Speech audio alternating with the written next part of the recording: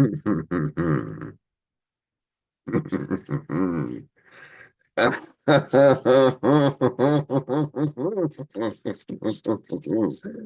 going on, good people? It's Mr. Meyer with the fire, here to take the collective vibration higher. Welcome to the winter solstice update. Hope you're doing great. I've got a lot of good information for you. What I'm going to take you through is the chart through the stars. We're going to have an interactive experience with the solar system. Are you ready? Get excited.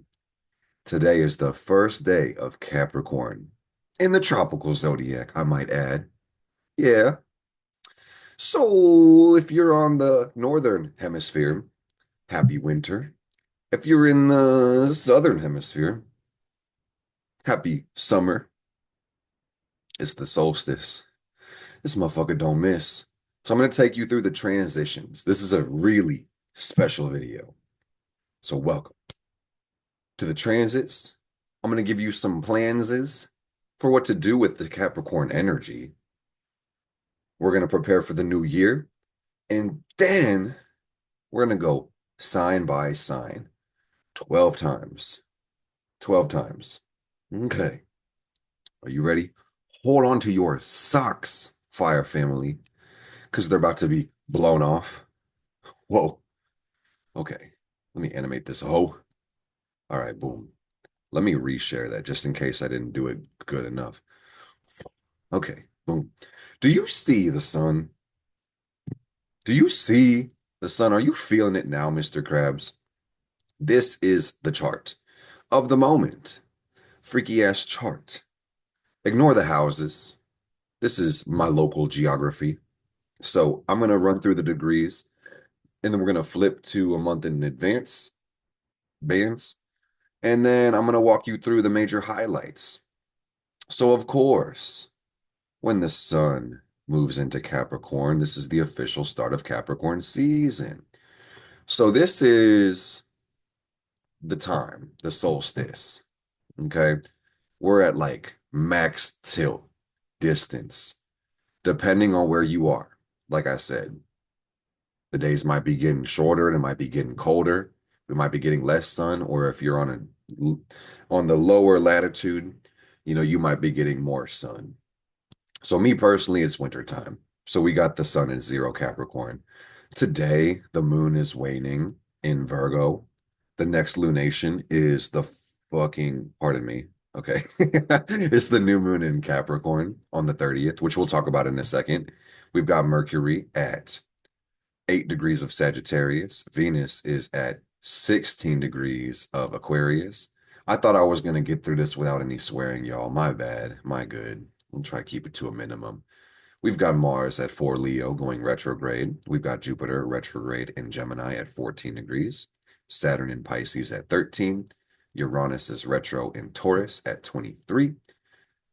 Neptune in Pisces at 27. And Pluto, of course, is in Aquarius at 0 degrees. And our north node is at 2 degrees of Aries. And of course, that's going to put the south node of the moon at 2 Libra. How cool is that, guys? And we'll walk through it in a minute. What does that actually mean? About a month from now, here's the first day of Aquarius on January 19. So within a month's time, within Capricorn season, this is the movement we get. We'll have many freaky lunations, so we'll talk about the moon in a little bit, but Mercury will move all the way to 16 Capricorn. So we're getting a whole ingress. We have Venus moving into Pisces. She's going to end around 16, passing Saturn, kind of getting freaky with Saturn if you really look at it closely. They're going to be having a good time at the end of this month. We've got Mars backing that ass up to 24 Cancer. Mars is very much retrograde. Jupiter is only moving back like 2 degrees all month. So Jupiter is like, are you okay, Jupiter? You hardly touched your plate. You feeling okay? We got Saturn creeping along to 16 Pisces. So Saturn is barely moving. Jupiter is barely moving. What's going on with these freaky planets? You got Uranus sitting like a sacred cow in Taurus. It's like I'm not moving. I'm not. Give me 5 more minutes. Give me 5 more months. I'll stay in Taurus for the rest of my life. What else we got? Neptune is still at 27. Pluto goes to 1 degree of Aquarius. Whoa. But this is the cool thing that I'm seeing. The nodes, we're getting to zero Aries and zero Libra, north and south nodes. So this is like the last month of this nodal axis. Huge shifts are going to be coming in. And this new year is going to start with a bang. So light your fireworks and pop your champagne or your sparkling apple juice or whatever you do. So let's rewind it back. Take it back to the beginning. Take it back to the winter solstice. Oh, yes, or the summer solstice if you happen to be on the other side of the world. Let's talk about Capricorn, okay? Because this is going to affect everybody differently, and I'm actually going to go into this in just a minute. Like I said, we're chugging along quite well, and I hope you guys enjoy this video. If you do like this video, oh, please do hit the like button. Don't forget to subscribe. Don't forget to share this with 10 friends for good luck. Oh yeah. You can do any of those things, but hey man, if you can tolerate my energy and you aren't hitting the like button, what's not clicking? What's the deal? Interact with this video so the algorithm can send you more videos based on what you actually want to see. Oui. So Capricorn is the 10th sign of the zodiac. Let's break it down holistically, then we'll get specifically into your sign. Capricorn is the goat. What do goats do? Meh. Yeah, goats, they climb the mountain and they give no fucks. Do they give fucks? No, they don't, fire family. Goats have a resilience to them and they can stand sturdy and tall in the most dismal circumstances of them all. You feel me? You guys ever seen a goat climbing a mountain? Everybody's waiting on them to fall, but they're a whole goat and they're climbing like a whole vertical mountain and they just don't give a shit. They just said, I want to look at the top. I want to be on the top and look down at everybody. And I think the symbol is very telling that Capricorn really is about achievement. Yeah, because every one of us is climbing a mountain, a big ass freaky mountain. And that's reflective of your purpose, your calling, your legacy. Saturn is the planet that rules over Capricorn. So Saturn is the focus for this month. We just got done with Sagittarius, which was Jupiter energy. So hope everybody had happy holidays, and I hope you have happy holidays during this December New Year season. Absolutely. And happy New Year to everybody, because it's coming up very soon in about 10 days. And you know, when people have this new year, they say, oh, new year, new me. How about this? New day, new me. You don't have to wait for that 12 o'clock midnight on December 31st to reinvent your life. No, every day is an opportunity to grow, to change. Opportunities everywhere. The streets are paved with gold for those who have the eyes to see it, fire family. Don't you forget it. So, this is the time where you may be focusing on long-term goals. You may feel a little bit more serious. And I would say it's likely that most of my viewers are going through winter as opposed to summer. And I want to shout out my bestie Zena. She gave me a really cool idea about nature and about this cyclical pattern of life on Earth. And it's just crazy that winter is the time of death and rebirth. So why is it that people are trying to set new intentions and plant seeds while the ground is frozen? It doesn't make intuitive sense, but at the same time, I'm going to double down on what I said. Every day is an opportunity to grow and set intent and build. Okay. So I will just say that for those going through the freaky ass winter, this may be time for you to really do a little more surrender and letting go. All right, maybe consolidation mode and seeing what's not serving you. I really love the idea of addition by subtraction. And this means removing things from your life that doesn't serve you. Because there's two types of habits, fire family. There's things that you're in the habit of doing, and then there's things that you're in the habit of not doing. So, yes, we could start to go to the gym more frequently, or cook more at the house, or read more books, or rub shoulders with more successful people.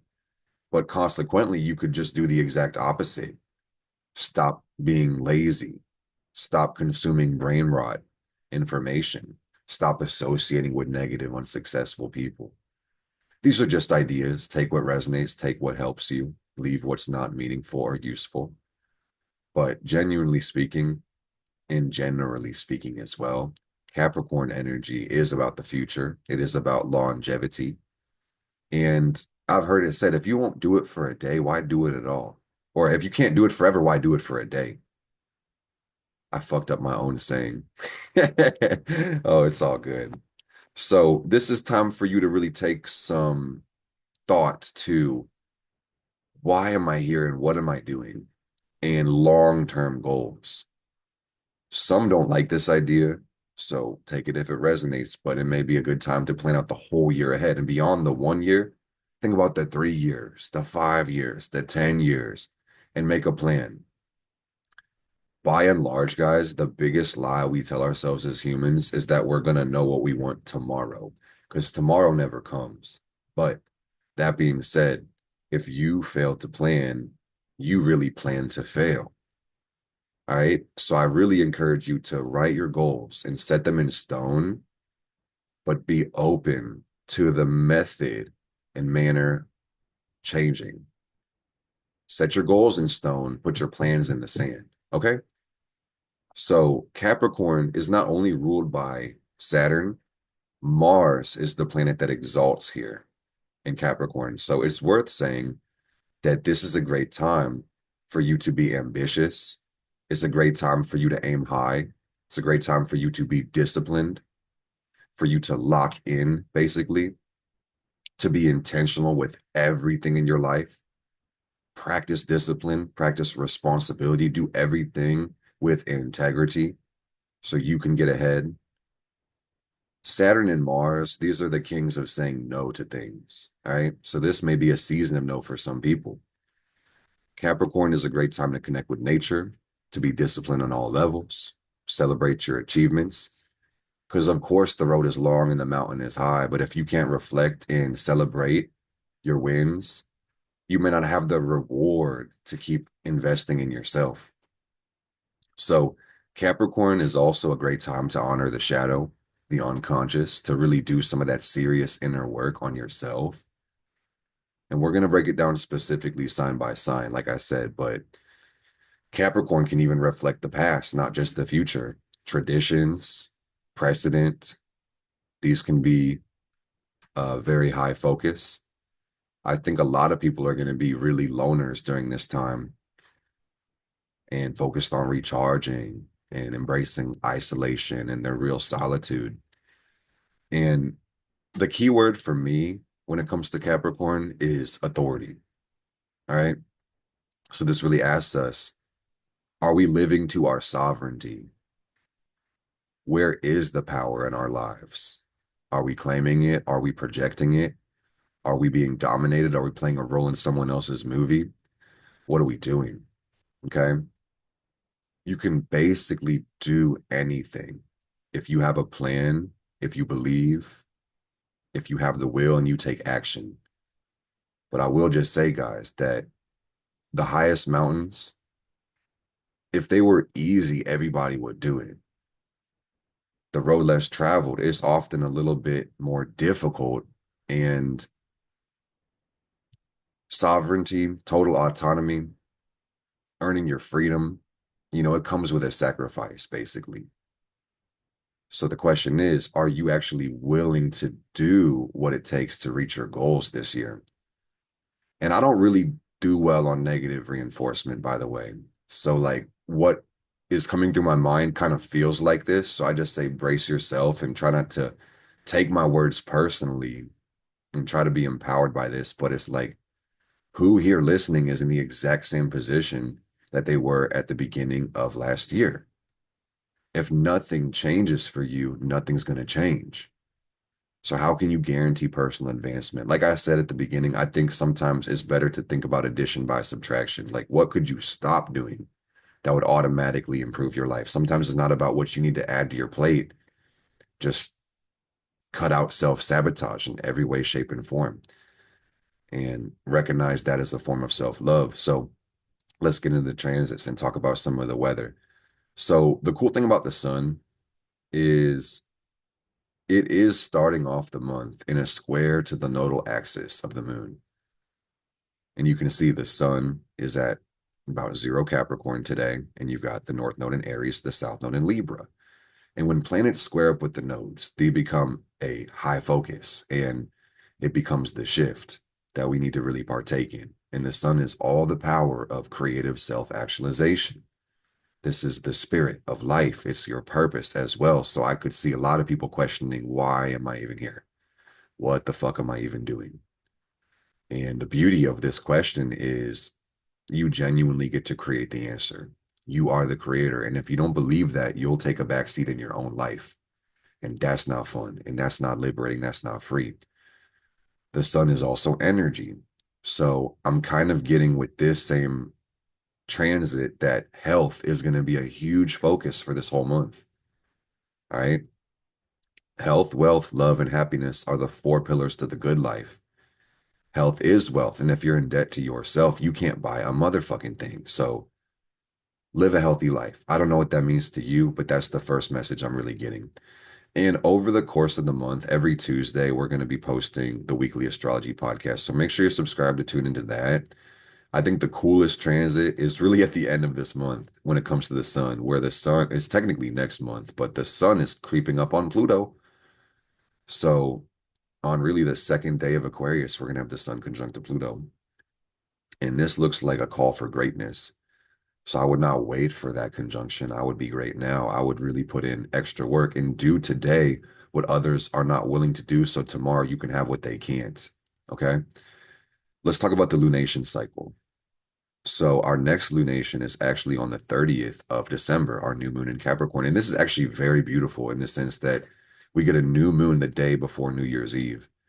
So New Year's Eve is usually when people are drinking themselves stupid and partying and setting themselves up for, a year of regret. So I encourage you not to do that dumb shit, but do some powerful intention setting December 30th. And if you are magically inclined, you can make this an elaborate ritual and really move energies or do some sorcery, some shamalama ding dong. It's up to you. But essentially, Capricorn is a business sign. It's very pragmatic and very no nonsense. So this could really be as simple as putting your goals on paper or on the notes in your phone and writing out that 1 year, 3 year, 5 year plan.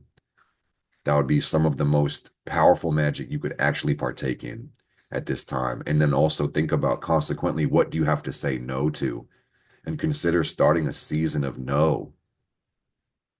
I'm going to repeat that. This is not my idea. Shout out Alex Hermosi. A season of no. Do you want to hang out? No. Do you want to go to the party? Do you want to go to the bar? No. I'm sorry, I'm in a season of no. Do you want to go on a date? No. If it doesn't move my bottom line forward, I don't have time for it. And your future self will thank you for that. Okay.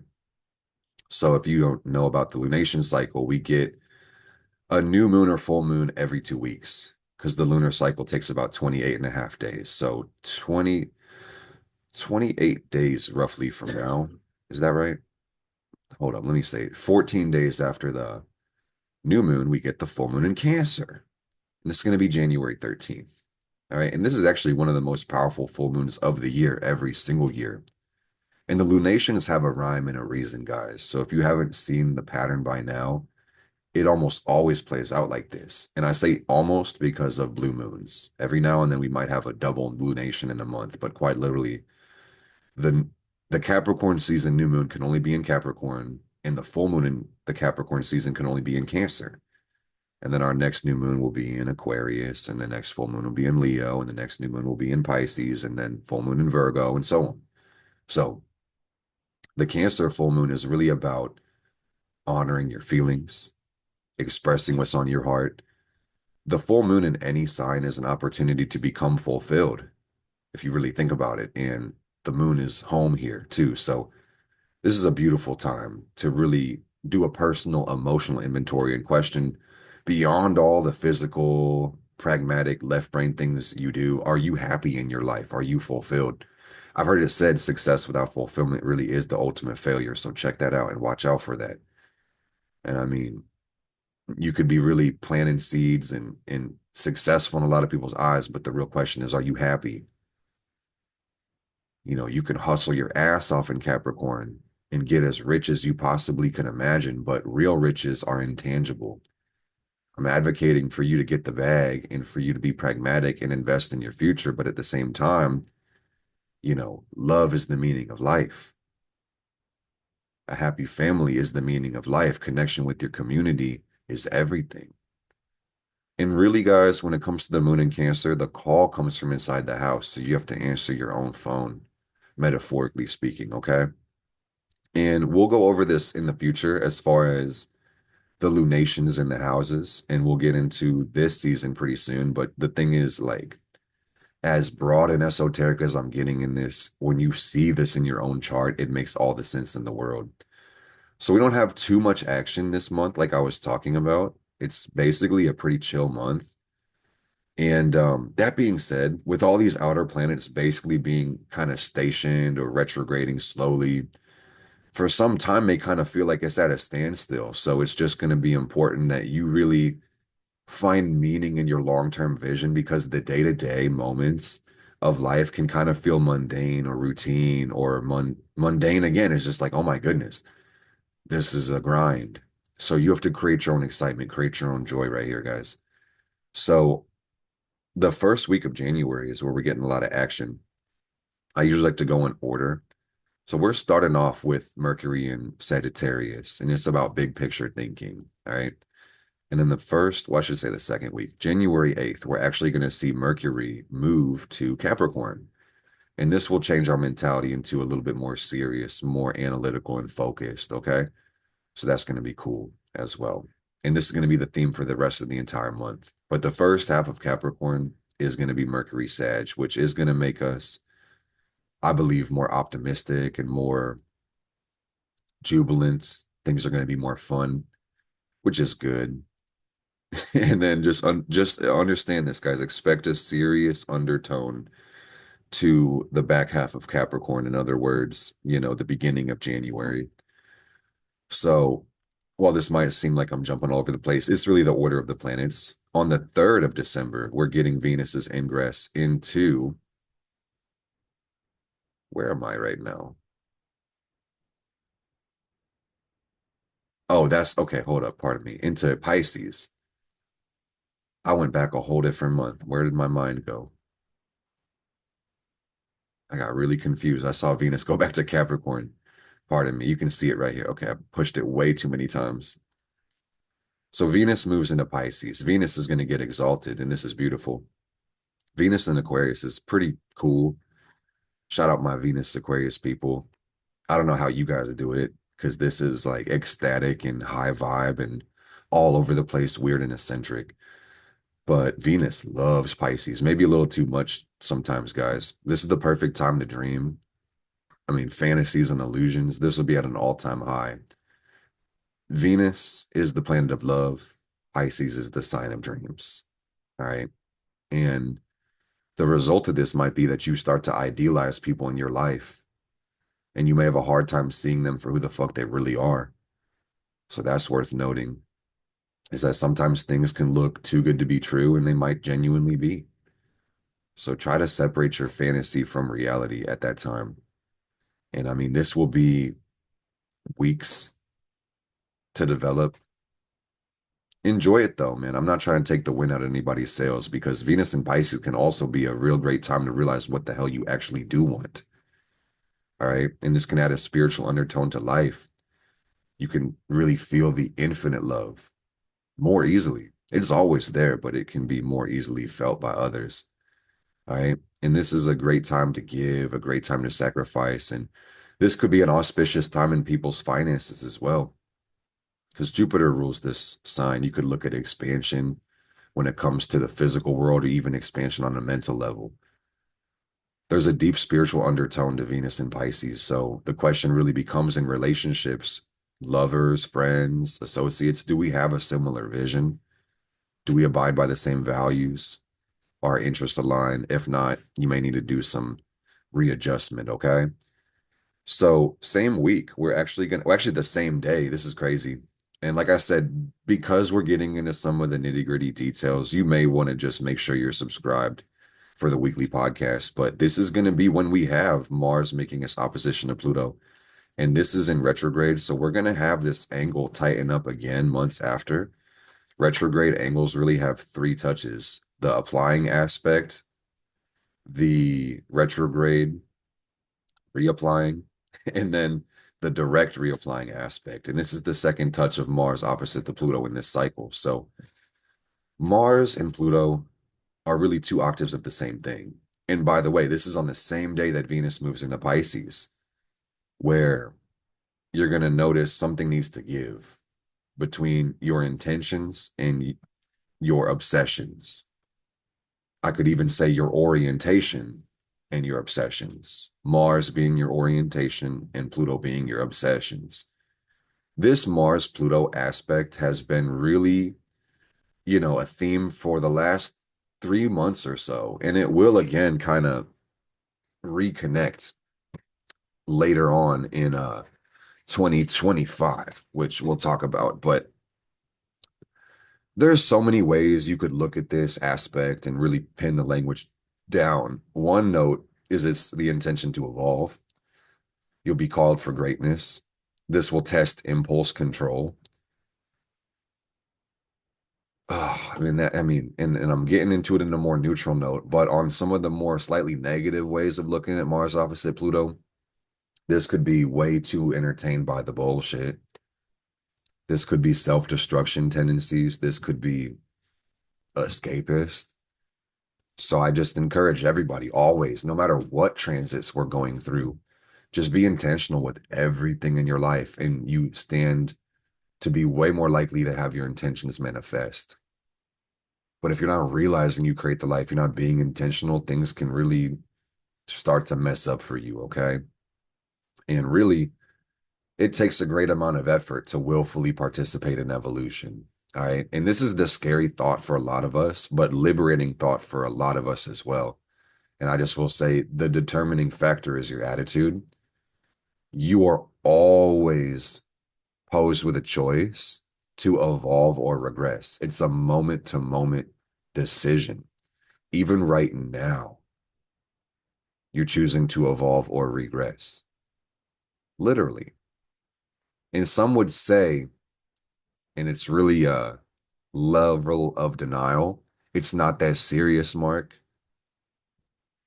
All right, well, good luck arguing with your higher intellect. And evolution is not always linear. It's not always cut and dry or always up. Evolution is transformation, is changing forms. The question really is, what are you changing into? Are you moving forward or are you moving backwards? You really get two choices. And not making a choice is moving backwards.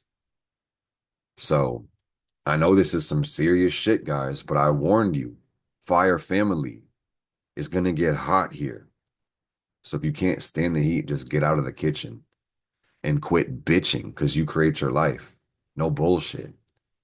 And when you complain, when you scoff, and when you get negative, you're just creating more bullshit in your life too. All right. All problems come with solutions, and you will see some negativity in life. And one thing I've noticed about Mars and Pluto aspects is that this is the desire, Mars, for control, Pluto. And if you mind your business and you exercise self-control, you have nothing to worry about. But at the same time, other people may want to impose the control over you. And there's one stupid fucking Libra that won't get off my nuts. And I'm sure they're watching this video. And you're fucking up and you're insane and you just need to get a straitjacket. And are we gonna drink the tea? No, we're not gonna fucking talk about it because this bitch is a clout chaser. You may see people being aggressive. You may see people being abusive, stalking, harassing you. You know, don't be afraid of it because the law is here to protect us. Practice preventative maintenance. Learn how to defend yourself. Learn how to fight and shoot, and then nobody can fuck with you. For real. It's like I don't even have enemies, man. But it's like people get fucking obsessed with me and won't leave me the fuck alone. So we hit the block button. I'm just irritated, y'all. I'm sorry. To complain about this bullshit. It's just like karma smacks everybody up. And what you put into the universe, you're gonna receive back. Multiplied. So it's like it's crazy, man. I'm not gonna filter this video or edit this, but it's just like, bro, when people willfully try to violate your boundaries, all you gotta do is advocate for yourself, speak up, draw the line, get help from the law if you need to, and just understand the universe will smack the fuck out of some people too. Sometimes it's not that fucking deep. Sometimes you don't have to get the fuck involved. Say your piece and back the fuck off. And the more people want to grind their fucking gears and spin their wheels, the deeper they dig their own hole. Simply put, God bless, man.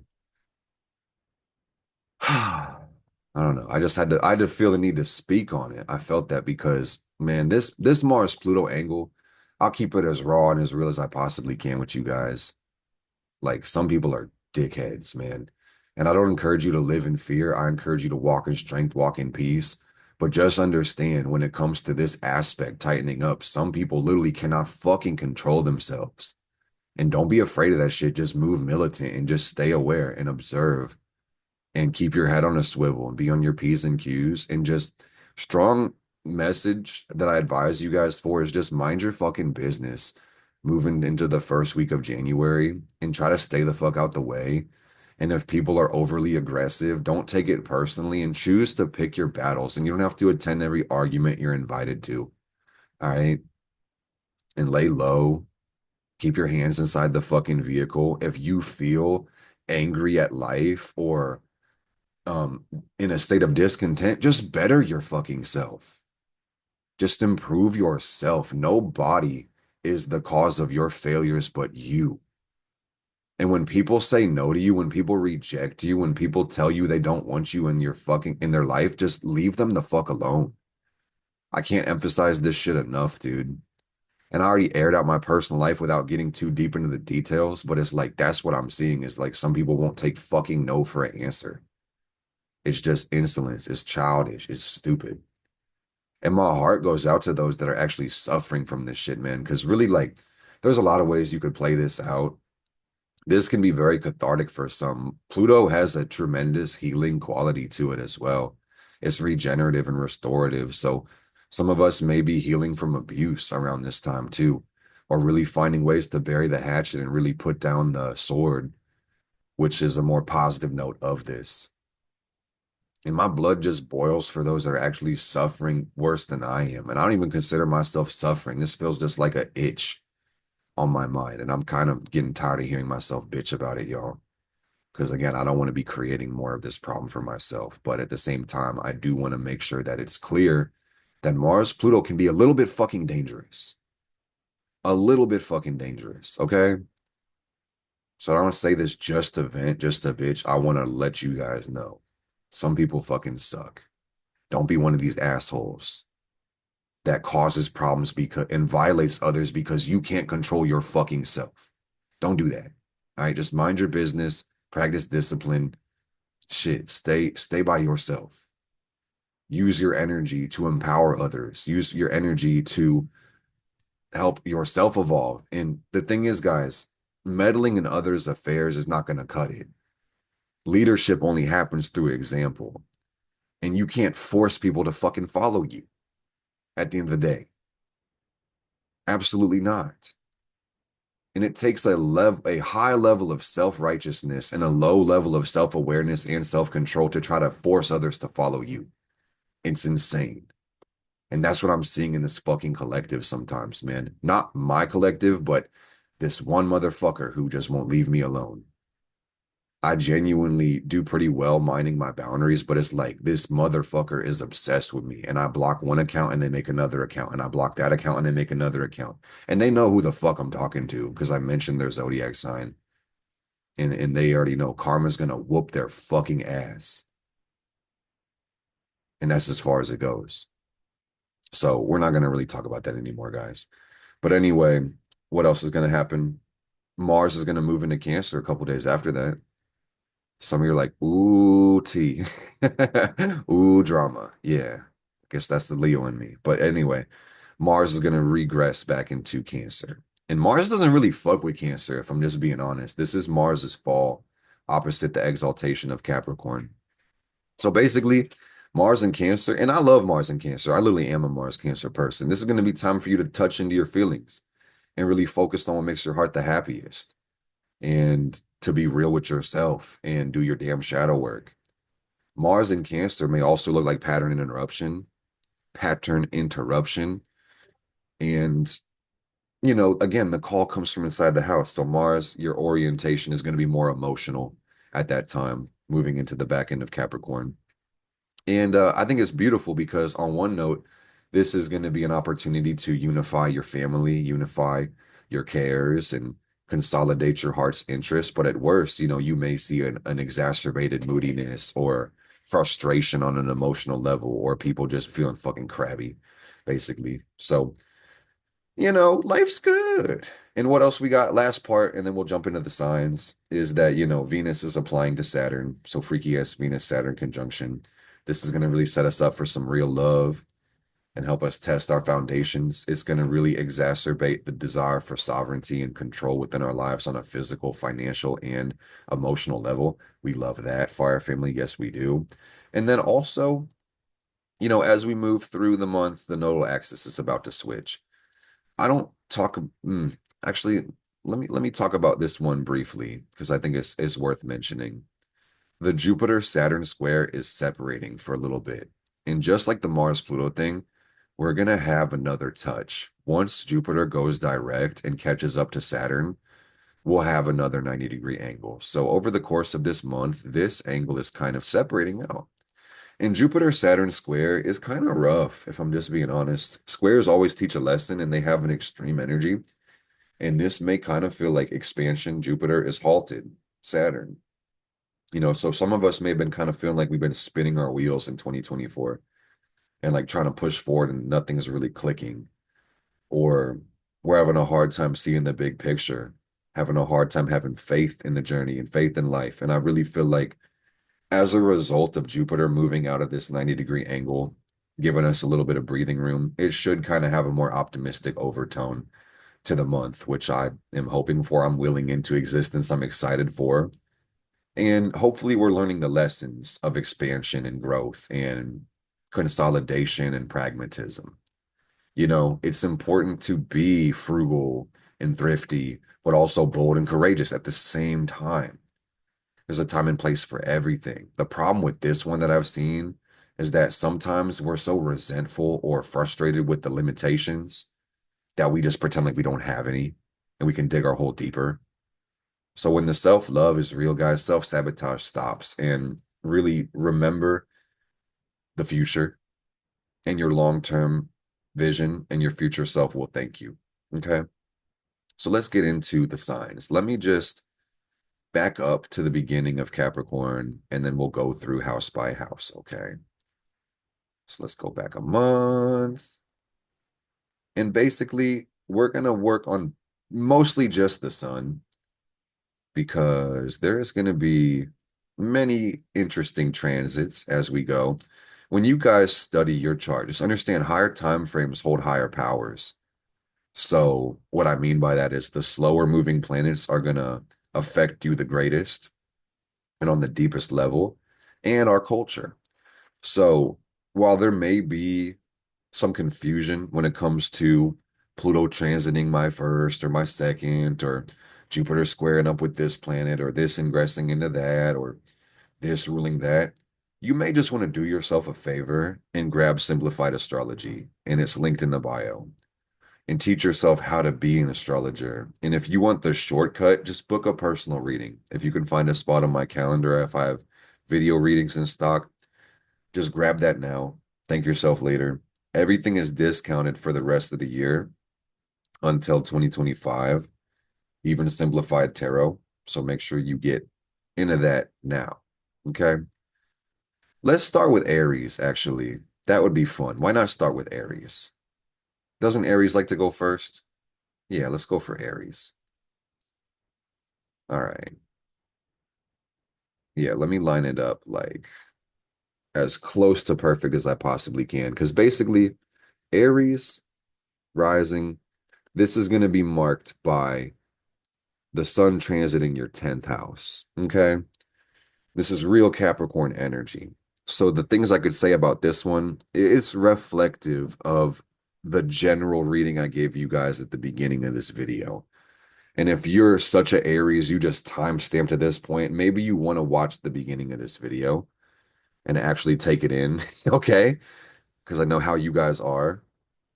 But just understand that this really is about focusing on your career, being ambitious, setting the bar high for yourself, and really creating a practical plan of action and a method to implement your actual desires into being. All right. This could be time for you to really focus on the public persona and your reputation and maybe invest in that. Some of you guys are going to need to start the motherfucking business, buy the website, buy more professional clothes, get some nice photographs taken of you. This is time for you to network with influential people in your field, update your portfolio, update your resume, take charge of your life, be intentional with everything, guys. Make sure you're building for the future and don't be crashing out and thinking that you're just living for the fucking moment. No, go crazy with discipline, indulge with restraint, all right? And think about the future. Pluto is really important here too, in the sense that you really need to be a leader, all right? And your wealth, your success, it can only grow to the extent that you do. So remember that, Aries. This is about you becoming your greatest version. It's not just about you showing your ass so the public can glorify you. No, it's about becoming a person worthy of respect and then showing up and doing the work. All right. And that's going to be awesome for you guys because what you do now, when you leave that bullshit alone, what you do is going to support your luck and blessings. Let's get it, Aries. I can't wait to see the great shit that you create. Let's talk about the Taurus people. So Taurus, this puts Capricorn in the ninth house for you guys in your chart. And this may be a month where you're thinking about traveling. You may be planning a retreat or a vacation, or you might just be backpacking through a different country or playing that nomad lifestyle. This is also about your education, about gaining skills and you getting into those books and hitting them really hard. This is a great time to really reflect on your beliefs and your philosophies and add more structure to them, see if they actually make sense within your life. Publishing is a ninth house thing too, guys. So Taurus, a lot of you guys need to start writing the book. Some of y'all will literally be publishing the book. And I think it's worth saying now, because I know I'm saying things that are so personal. Aren't there billions of people in the world? Doesn't that mean that there's going to be many, many hundreds of millions of people with each zodiac sign? Oh, absolutely. So I guarantee you, a lot of the Taurus risings are going to be publishing books and podcasts and courses, and their curriculum is going to actually get out there. Some of y'all are going to be starting it during this time and setting out the roadmap and thinking about, after I publish this book, now I'm gonna publish this one, and then this one, and then this one. And then I want to make an event here and speak at this college. And, some of y'all will be enrolling in new schools, getting the education. I'm getting real spiritual journey for some of y'all where it might just be let metaphorically let Jesus take the wheel. Let your higher self take the wheel. Meditate and listen to your higher calling. Some of y'all just be vibing. And what I also like about the ninth house sun transit is that this is, and plus Pluto in the 10th, this is characterized by a general self-improvement arc, like a willingness to grow and go and move beyond and expand and learn. All right. And goals for spiritual growth, goals for legal matters. This might ask you to be more ethical and more moral, more generous, more benevolent to the world, to really answer your higher calling. And some of y'all will be kind of going through an existential crisis at this time. Like, what is my real purpose? Why the fuck am I actually here? And I mean, the Taurus energy has been a little bit rough for a while with Uranus in your sign for the last 5-ish years. So I know a lot of you guys feel mad unstable and you're just taking it a day at a time and just trying to be chill with it, basically. And I mean, don't poke the bull. Y'all just show up for yourself every single day. And I see you guys having a great time, especially with the North Node in the 12th. This is going to be a great time for y'all to manifest your dreams and really bring into being the things that you lust and yearn for so much. Okay. So more power and more peace to you, Taurus. Let's get it. Let's talk about the Gemini people right quick. Gemini rising is going to, ooh, a sun in the eighth house transit. I like that for you guys. So it's about transforming your life, really, if I could put it bluntly. But what the fuck does that mean? Pluto is the deepest and most mysterious house. And also, you have the ninth house Pluto transit, too. So, on one note, this also is going to be characterized as a general self improvement time and a willingness to grow and expand. As long as you're not clinging to the past for dear life, you guys are going to come out great and on top. But I could see with the eighth house sun, this is going to be a big focus on getting out of debt for a lot of you guys and taking off the weight, whether it's physical debt, financial debt, health debt, relationship debt, spiritual debt, injustices you've brought into the world that you have to atone for, shit like that. Shared finances, making sure you're rubbing shoulders with the right people and that you're investing in the right things and, that you aren't surrounding yourself with liabilities is a really big thing here, okay? Deepening your connections with others is going to be important. The search for intimacy and profound meaning in love is going to be a big theme within the eighth house. And also, when I say transformation, I'm talking power. I'm not talking vague spiritual buzzwords. I'm meaning become a greater version of yourself. All right. Some could say the body is the report card of your soul. So this is about physical fitness. It's not about being out of shape and out of breath the moment you stand up from your couch. No, it's about getting strong, transforming the body, transforming the mind, transforming the heart, transforming the soul. All right. Do your shadow work, explore your psyche, explore your psychology, explore your soul.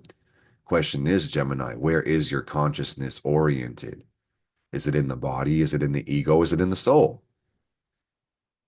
The most powerful people have their consciousness oriented in the soul. So just think about that. This is about long-term building, investment strategies, and really, if I could put it bluntly, the stock market. The stock market, the stock market. Familiarize yourself with financial instruments, Gemini. I'm talking stock, stock market, stock holding, stock options. What's the difference between a stock and a stock option? How about you learn that? What's the difference between a stock option and a futures contract? What's the difference between a dividend and an interest rate? Familiarize yourself with the cryptocurrency, with blockchain. You're on the World Wide Web and you're learning about astrology right now. The same box can teach you about all of this. Okay. So the moment you say I can't or I'm not, you're just feeding the fear, you're just bullshitting yourself. You're just lying to yourself, basically. You can do whatever you want to do. If you want to, you will. There's no virtue, no value in being broke, addicted, out of shape, and stupid. Okay. I'm not trying to hurt somebody's feelings, guys. I'm just saying if you want to become powerful, the gifts you give yourself is sobriety, fitness, enlightenment, and wealth. And those are all in the realm of your control. Health, wealth, love, and happiness. You can do that yourself. The only one stopping you from living the good life is really you. And that should motivate you. That should empower you. That, man, if you get the fuck after it, you can do whatever you want to do. As long as it doesn't hurt other people and fuck up balance in the world, the law of karma is on your side. Okay. And the universe wants to support you. That's the thing that you got to understand, Gemini. Question these beliefs, especially with the ninth house Pluto transit. You can live whatever life you really want to live as long as you're willing to give to this world, okay? In some way, shape, or form. Are you a consumer or are you a producer? You'd probably be a little bit of both, but like It's just self-reflection, okay? In order to receive, you have to give something. So just remember that. Let's talk about Cancer rising. Cancer, y'all got seventh house Capricorn sun energy. So this month is going to be a focus on relationships for the Cancer people and really boundaries, determining what the responsibilities are in a partnership. And really, to me, it looks like minimizing dependency and maximizing responsibility. All right. And this means that sovereignty is highlighted. Try to provide yourself. No, fuck trying. Just provide yourself everything that you require in life, and then your relationships can become more honest and more stable. All right. And there's certain things you can't provide yourself, like that hawk tua or a back rub. Or children, Nah, I stand corrected on the last one. There's so many kids that need adopted nowadays. And like the IFV test tube babies, it's like, bro, you could grow a whole plant. You could adopt a puppy or whatever. So I correct myself on the last one. But you get the idea is that, relationships are everything. And technically, you and I are in a relationship. And that doesn't mean like you're my spouse. I'm actually single and not looking for love. So whoever's stalking my page thinking that I'm their fucking husband, you got me fucked up. And you got yourself fucked up 100%. Your delusional ass. And it irritates the fuck out of me. It literally pisses me off. And you don't understand free will. But anyway, essentially, it's like, who got him pissed off? I don't want to talk about it. Not going to mention his name. I won't speak their name ever the fuck again because I'm done with some people, man. Literally done. And I'm just hearing in my spirit, just let it the fuck out, dude. It's just like people suck, bro. Literally, some people are literally so terrible. And I'm sure, and it's like, sorry, Cancer besties, but it's like, can y'all just hold space for me, please? I'm about to cry for real. It's like, I'm fucking irritated at this person. And they think I'm their best friend. They think that I'm their husband. They're literally so stupid. They make me fucking cry how much they irritate me. Like, no matter how much I say, leave me the fuck alone, they just won't do it. It's stupid. I hate complaining about this shit, man. So it's like, I'm giving it to the fucking universe. And it'll all be good soon. I'll be all right. But yeah, setting boundaries in relationships, that's really what this shit is about.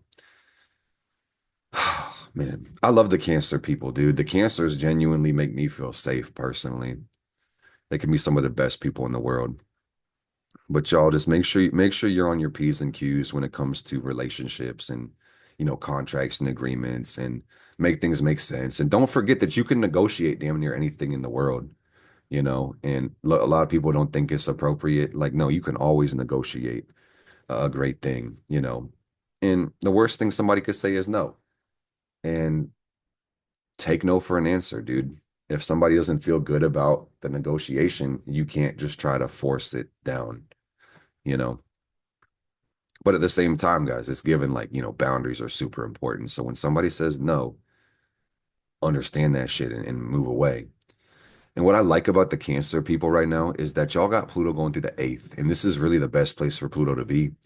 And this will be a 20-year transit for you Cancers. And just understand this is time for y'all to grow in power. Power for the Cancer people, especially the Cancer rising. It's time for you guys to evolve and to become your greatest version and to really identify yourself with symbols of power and don't identify with the struggles that you go through, okay? Because all of life will come with problems and these problems will come with solutions. So your job is to focus on your growth. Your job is to focus on what you want from life and not on what life is challenging you to do and challenging you to be.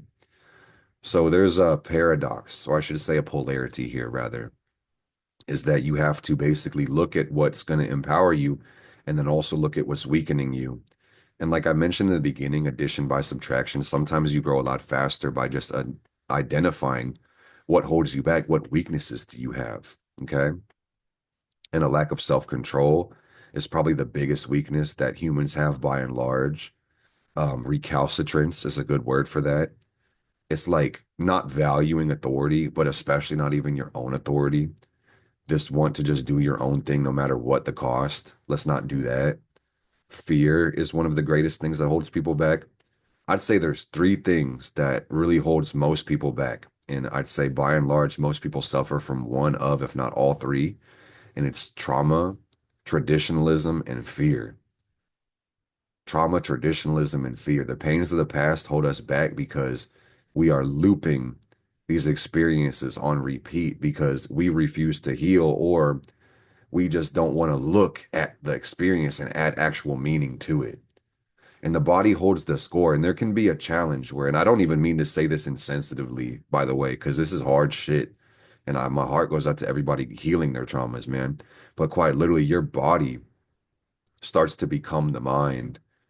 And these painful experiences, they're generating painful thoughts, and the thoughts create more painful feelings. And it's just like a broken record, and it hurts. So the only way to change your mind is to really change your life. And the only way to get through the pain is to feel it and to let it go. And sometimes it feels like you're just taking it a bucket at the time. And, in my darkest chapters of my life, where I've been the most traumatized and the most hurt, it kind of feels like your ship is sinking. And you're just taking a bucket out of the ship every time, just trying to dump all the water out. And you may feel like you're going through a constant crisis, basically. And, you know, the days that you have are characterized by grief and sadness and pain and anxiety and mania sometimes, and it's okay to not be okay. It's okay to need some help, seriously. And you're not weak for asking for help. If you really think about it, being enmeshed in a society, if you're still afraid to ask for help, sometimes not asking for help is a form of weakness. So I just encourage y'all to really know that help is out there and seek help. And if you're on the internet right now, there's help out there for you, free help. So I hope this is cathartic for somebody to hear. And I get catharsis out of making videos for y'all and airing out my pain into the world and speaking about life. I don't want to get too personal or whatever, but you know, just take your life one gentle breath at a time, man, and you'll get there in due time. That's the beauty of this. The ninth house Saturn energy, even though it looks like it's in the 10th in this chart. I mean, and for some Cancer people, it would be in the 10th. But anyway, the ninth house Saturn says, believe in yourself, believe in the higher powers of this universe. You are connected to something bigger and better than you. And while it might be testing you and putting you through initiation processes, you can depend on life itself. All right. If you ride for you, the world will ride for you too. Okay. Reassess your approach to partnerships. Capricorn energy. Go as hard for yourself as you want to go for everybody else.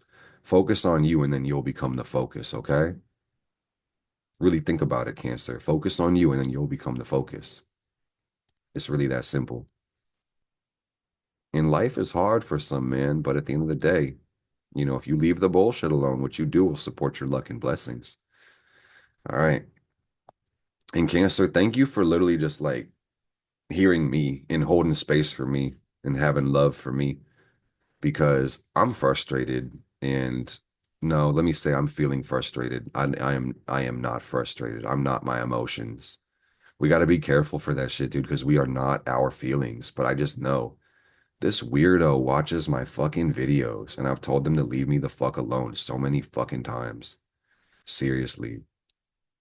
And their delusional ass is going to get clapped by Saturn in Pisces. Literally clapped. I'm talking eighth house Saturn energy, like the universe has made an enemy of my enemy. And it's not my friend. I'm going to be very clear because I bet they watch this shit because they watch my other shit. They're an enemy of the fucking universe. They have violated legal boundaries, moral and spiritual boundaries. And none of y'all know who this person is. And we're going to keep it that way because I'm not trying to feed clout to a demon. But anyway, let's talk about Leo. Oh shit, my son is in Leo. Crazy. So this is funny because while I'm reading for the rising signs, you can really relate to these transits through any placements you have in your chart. So again, this is for Leo rising, but if you are a Leo sun or you have a really dignified sun, or you're focusing on the sun or your fifth house within your chart, this energy is going to be the theme for the month, okay? So Leo has Capricorn in the sixth house of their chart, and this is going to be all about self-improvement, basically locking in. And really, Leo and Capricorn, they don't go too well together. And that's because of the geometry, the angle, the 150-degree angle. This is called an inconjunction. And astrologically, this is the weirdest fucking angle, but it's also one of the most empowering. It just takes a little bit of reconciliation. Why is this so fucked up? Because Leo is the most selfish sign. It's all about self-orientation, and Capricorn is about discipline and being pragmatic and having a social view of your life too. So that's the problem, is that Leo wants to be the king and the queen, but Capricorn says you ain't shit and you're entitled and spoiled and fuck you, basically. So it's kind of humbling for the Leos. I'm not gonna lie, Capricorn every year. This is about you get your shit together and you focus on your schedule and your routine and you actually do the work and you stop looking for handouts. And this can be frustrating and you can even get resentful of this energy. So my best advice is for you to air that frustration out in the gym. Yeah, and get sexier. Use all your, and Leo, y'all are good at this, by the way, but use your anger as fuel. You'll use all the negative emotion as fuel. You don't have to feel good to do good. Okay. You can feel like absolute shit and still show up and get the job done. Okay.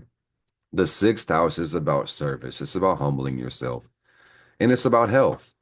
So this is time for the Leos to glow up, and this is going to it's really going to be your year, because what you're going to do, Leo, is you're going to start the year with this Capricorn new moon, and you're going to be in grind mode while we turn the calendar, and you're going to use this positive momentum and positive focus to clarify your direction for the year and go crazy and just stay consistent and be selfish like you know how to be. All right. But at the same time, create a practical method of action where you can create service for the world. Volunteer your energy, volunteer service to the world, and ask yourself, what's my true calling and how can I serve the world? Because here's the secret. When you start to ask the universe, how can I serve you? The universe will respond to you so much more differently and start to ask you, how can I serve you? This world is your mirror, Leo, so don't forget that. How can I serve you, universe? That's the question you should be asking right now. And I'm looking at Chiron in the 10th house, which is really in the ninth whole sign house. But this chart is just sending me the message. It's like this world could use healing. This world could use healing yesterday, dude. So how do we do that? We heal ourselves and we think about how we can create solutions for the world, okay? This is going to be a lot about the health, Leo. Is going to be about you eating better and sleeping better and having a more structured routine and not fucking off your time. Really recognizing the value of your time and opportunity cost. And for some of y'all being in a season of no, all right, putting first things first, understanding your priorities and not bullshitting, okay? Seventh house, Pluto for the Leo people. And this is about transforming your relationships, truly, and you surrounding yourself with powerful people. And if you can't find any powerful people, be by your damn self and use this internet to get you some mentors and recognize who inspires you guys. That's my question for you, is who inspires you? And create a list of 5 people and think about why they inspire you and then just work on being like them. Success leaves clues. Don't reinvent the wheel. And don't be so self-righteous that you feel like you have everything fucking figured out. The sun rules your chart, Leo. The sun is your ruler, and the virtue of the sun is humility, integrity, and understanding the nature of sacrifice. And that's rough for a lot of us because it makes us feel like our life isn't even ours. No, when you become the person the world needs you to be, as opposed to who you just want to be, you realize you wanted to be that person the whole time. All right. So are you willing to sacrifice a mediocre, recalcitrant, broken version of yourself so you can actually be great? I would make that sacrifice every day and twice on Sunday if I were you. Seriously. By definition, we are average people and we get to have average lives. And if life is good, we get to have good lives, but it takes a little bit more effort to live a great life. So live a great life. Do your best. even when it's not convenient. Do what's meaningful, not what's expedient. Okay. The sixth house is really all about habits, Leo. So get into better habits. And sometimes it's worth reminding you there's doing habits and there's not doing habits. And some may say, oh, I suck at being consistent. But it's like, no, that's not true. You're just consistent with all the other dumb shit. You're consistent with a lot of shit, like procrastinating and avoiding and negative self-talk. So just flip the script, dude.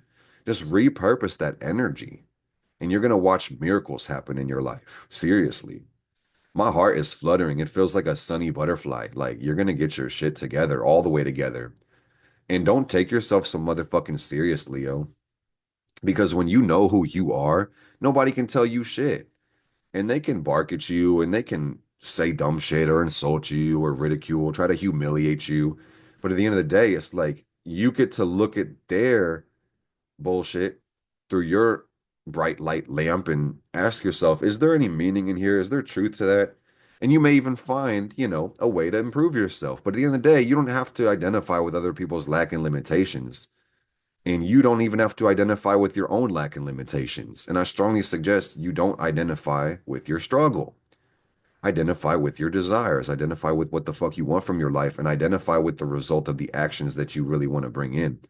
And if anything, y'all should really develop more confidence from your intentions because if you always wait for the end result of your effort, you may never even fucking get there for real. So what comes first, the chicken or the egg? The chicken or the egg, the confidence or the success, the confidence or the wealth, the confidence or the love. It doesn't really fucking matter, but I would just say, you're hardly going to get the success, the wealth, or the love without the confidence. Y'all need to be more confident in yourself. You doubt yourself too fucking much. And this idea came into my frame of reference not too long ago, and I want to speak on it, the Dunning-Kruger effect. And you can read about this and research it, but basically, it's been observed widely. There's an inverse correlation between intelligence and confidence, where it's weird that the smartest people doubt themselves the most, and the dumbest motherfuckers in the world have the most confidence. That's unearned.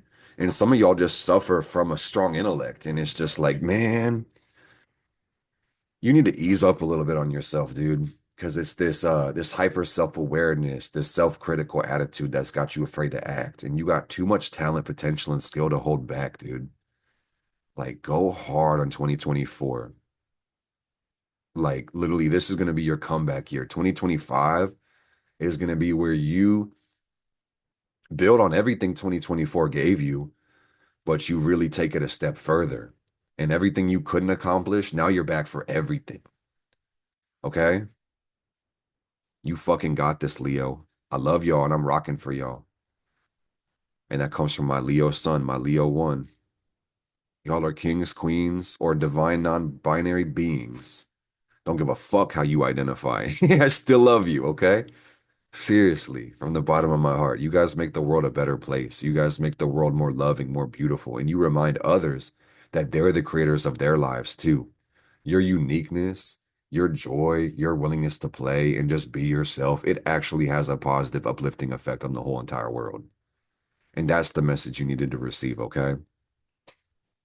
Success without fulfillment is the ultimate failure. So you could have all the bells and whistles and get all the results, but if you're not choosing to enjoy it, you're fucked. All right, so be happy now and love yourself now and don't wait for some artificial, obscure level of perfection to be able to accept yourself. That's bullshit. Okay? So you're going to spend a long time with you, your whole entire life and subsequent lives. So you better get busy on loving yourself. Oh shit, this sounds like a seamless transition. Sun in the fifth. So this is for the Virgo risings, aka me.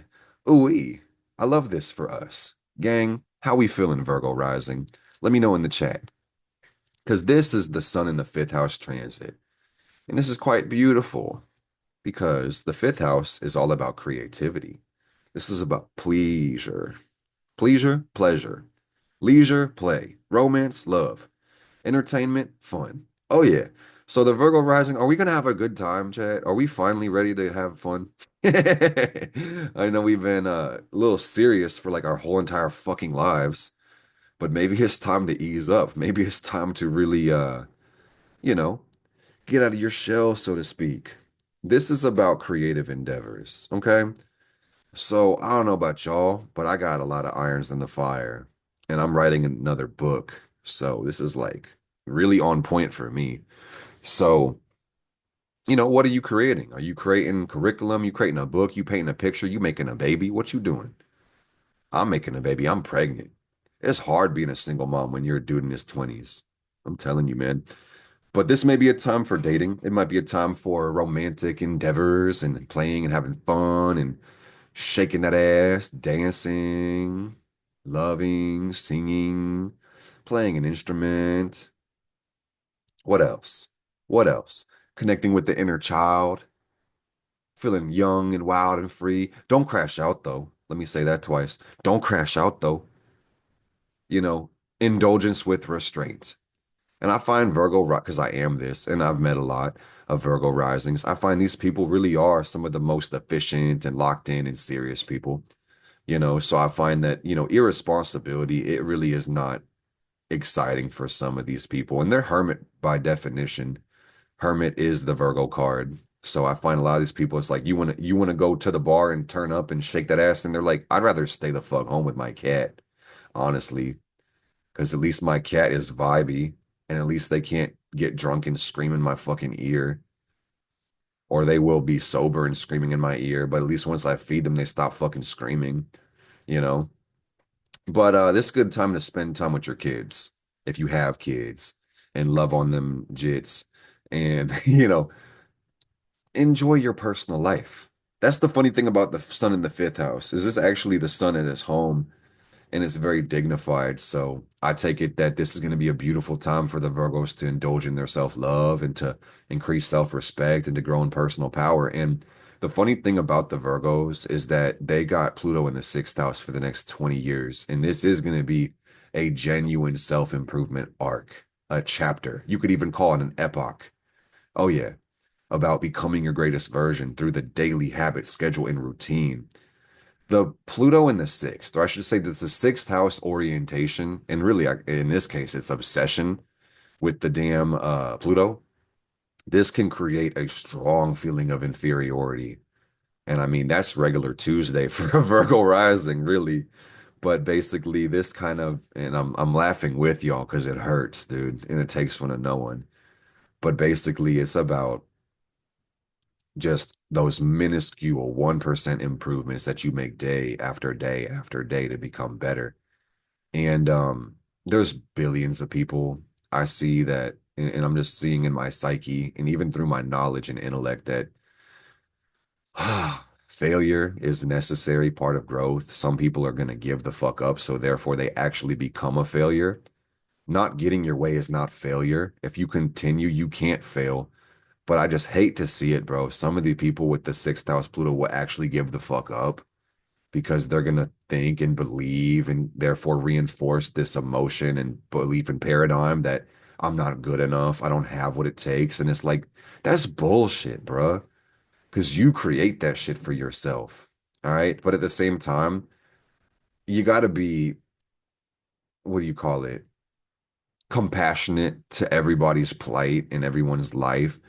There will be some people where it's like, as a result of physical conditions like a chronic illness or something, it's like, okay, I can't run a mile.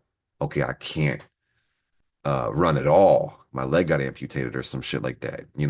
No telling what the health is going to be like in the sixth house Pluto transit. But at best, this will look like peak physical performance, tip top shape, greatest shape of your entire fucking life, dude. You've never been healthier ever, looking like an Adonis or an Aphrodite. Like, whoa, how did you get so sexy? It's because I worked on myself. I worked on my body and I worked on my self-image too. Because it was more than just the dieting and the exercise. It was the mental constitution and composure that built this. You feel me? So the fifth house to me, Leo energy, even though this is Capricorn in the fifth, this feels like strength. This feels like y'all being your best selves. Mm-hmm. But reserve a right to create, because if you don't create, you may feel like your life is missing something at this time, okay? You have to have some form of expression within your life. And this can't just be your kids.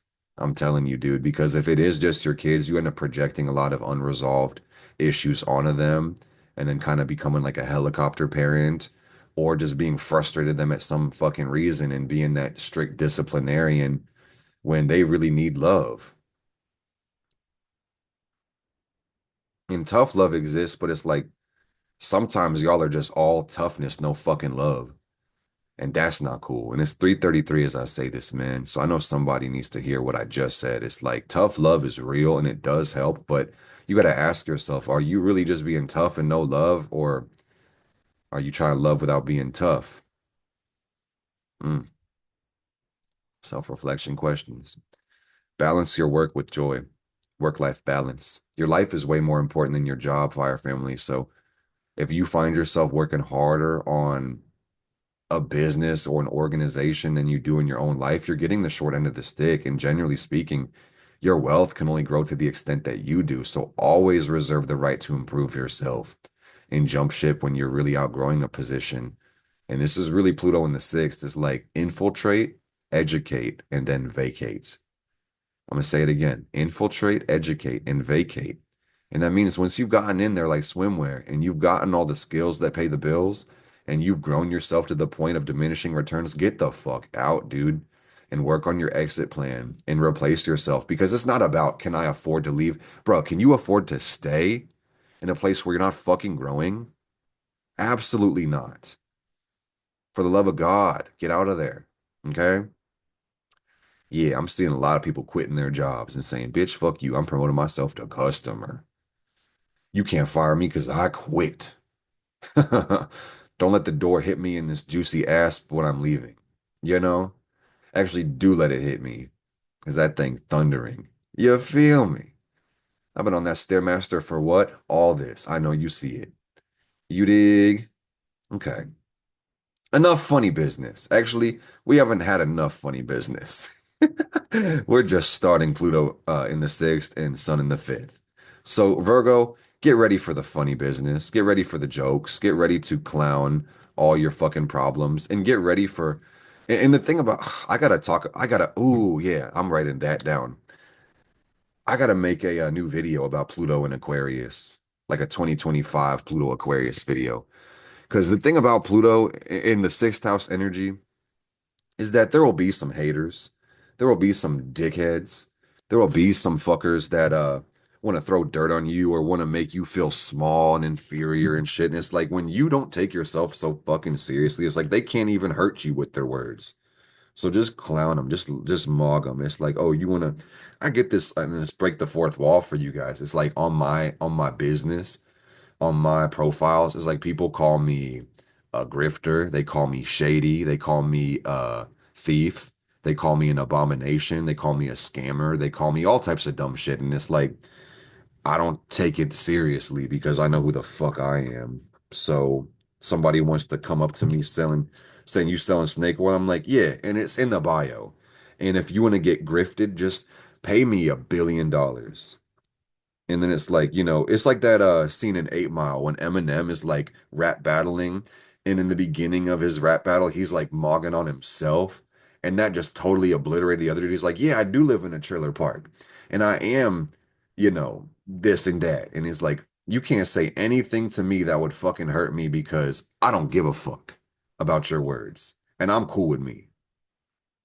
So fuck your weak ass opinions, bitch. I can wear them out and they don't even affect me. I can create that mentality myself and it literally does not fucking affect me.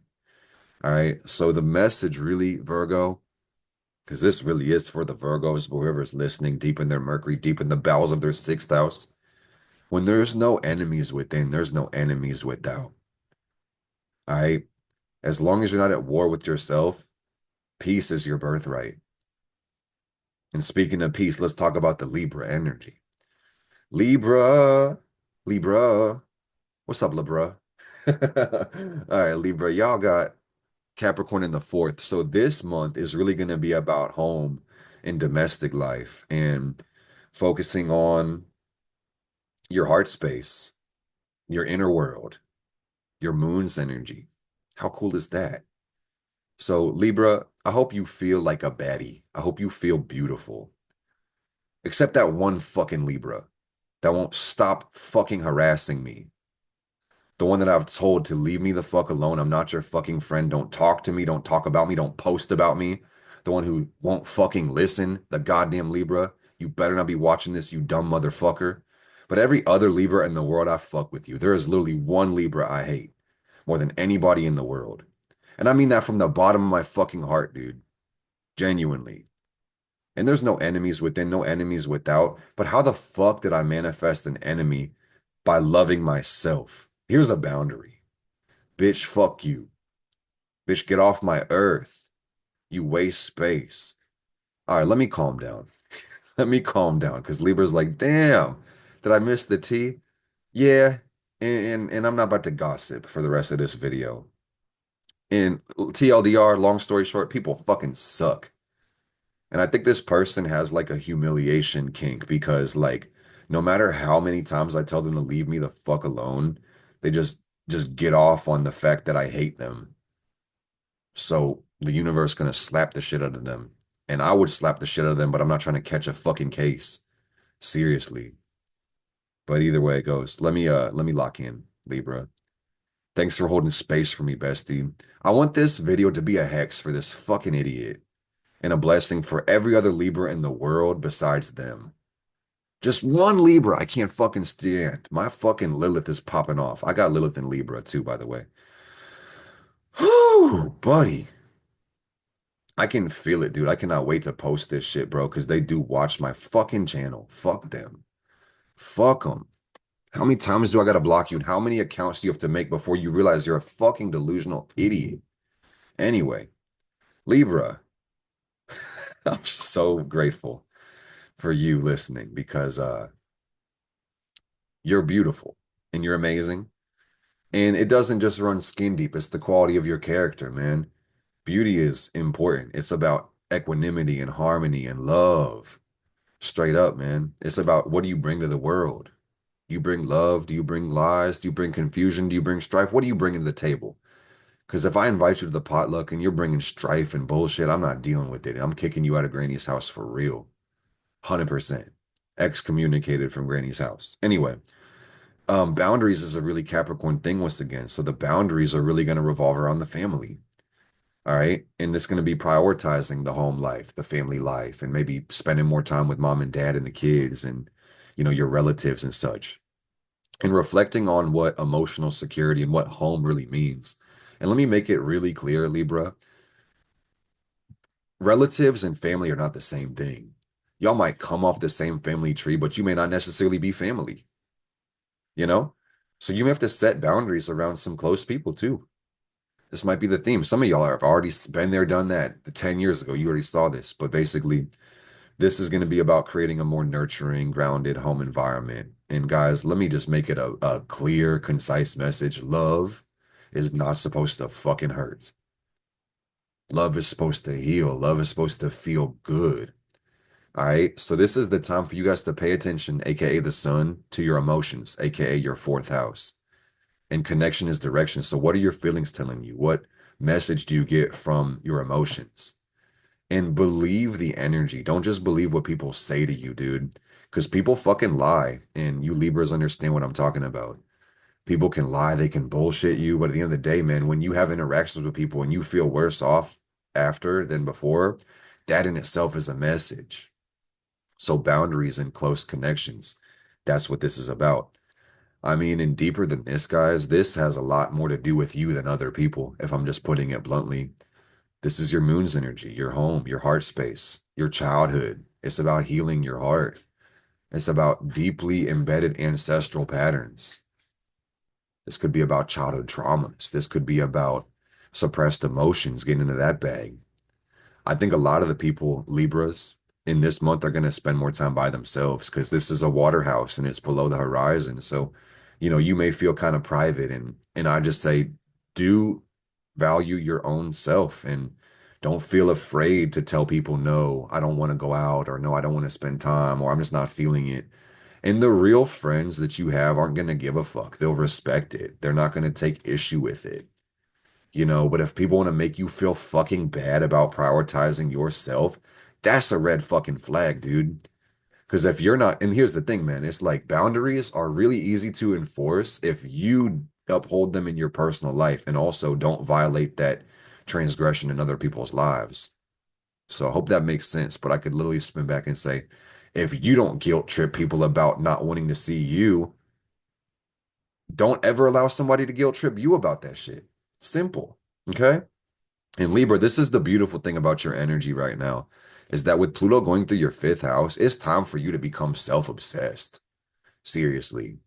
And to really make yourself the focal point in the center of your universe and really give a damn about your life, your sovereignty, your mission, your specialness. Real shit, dude. But at the end of the day, guys, like that's Pluto in the sun's house. So you have to abide by the virtues of the sun and be humble. Live a life of integrity. Treat people the way you want to be treated, man. Seriously.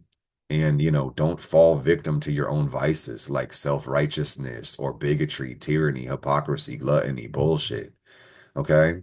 Keep it real with yourself, Libra, and life is going to continue to bless you in mysterious ways.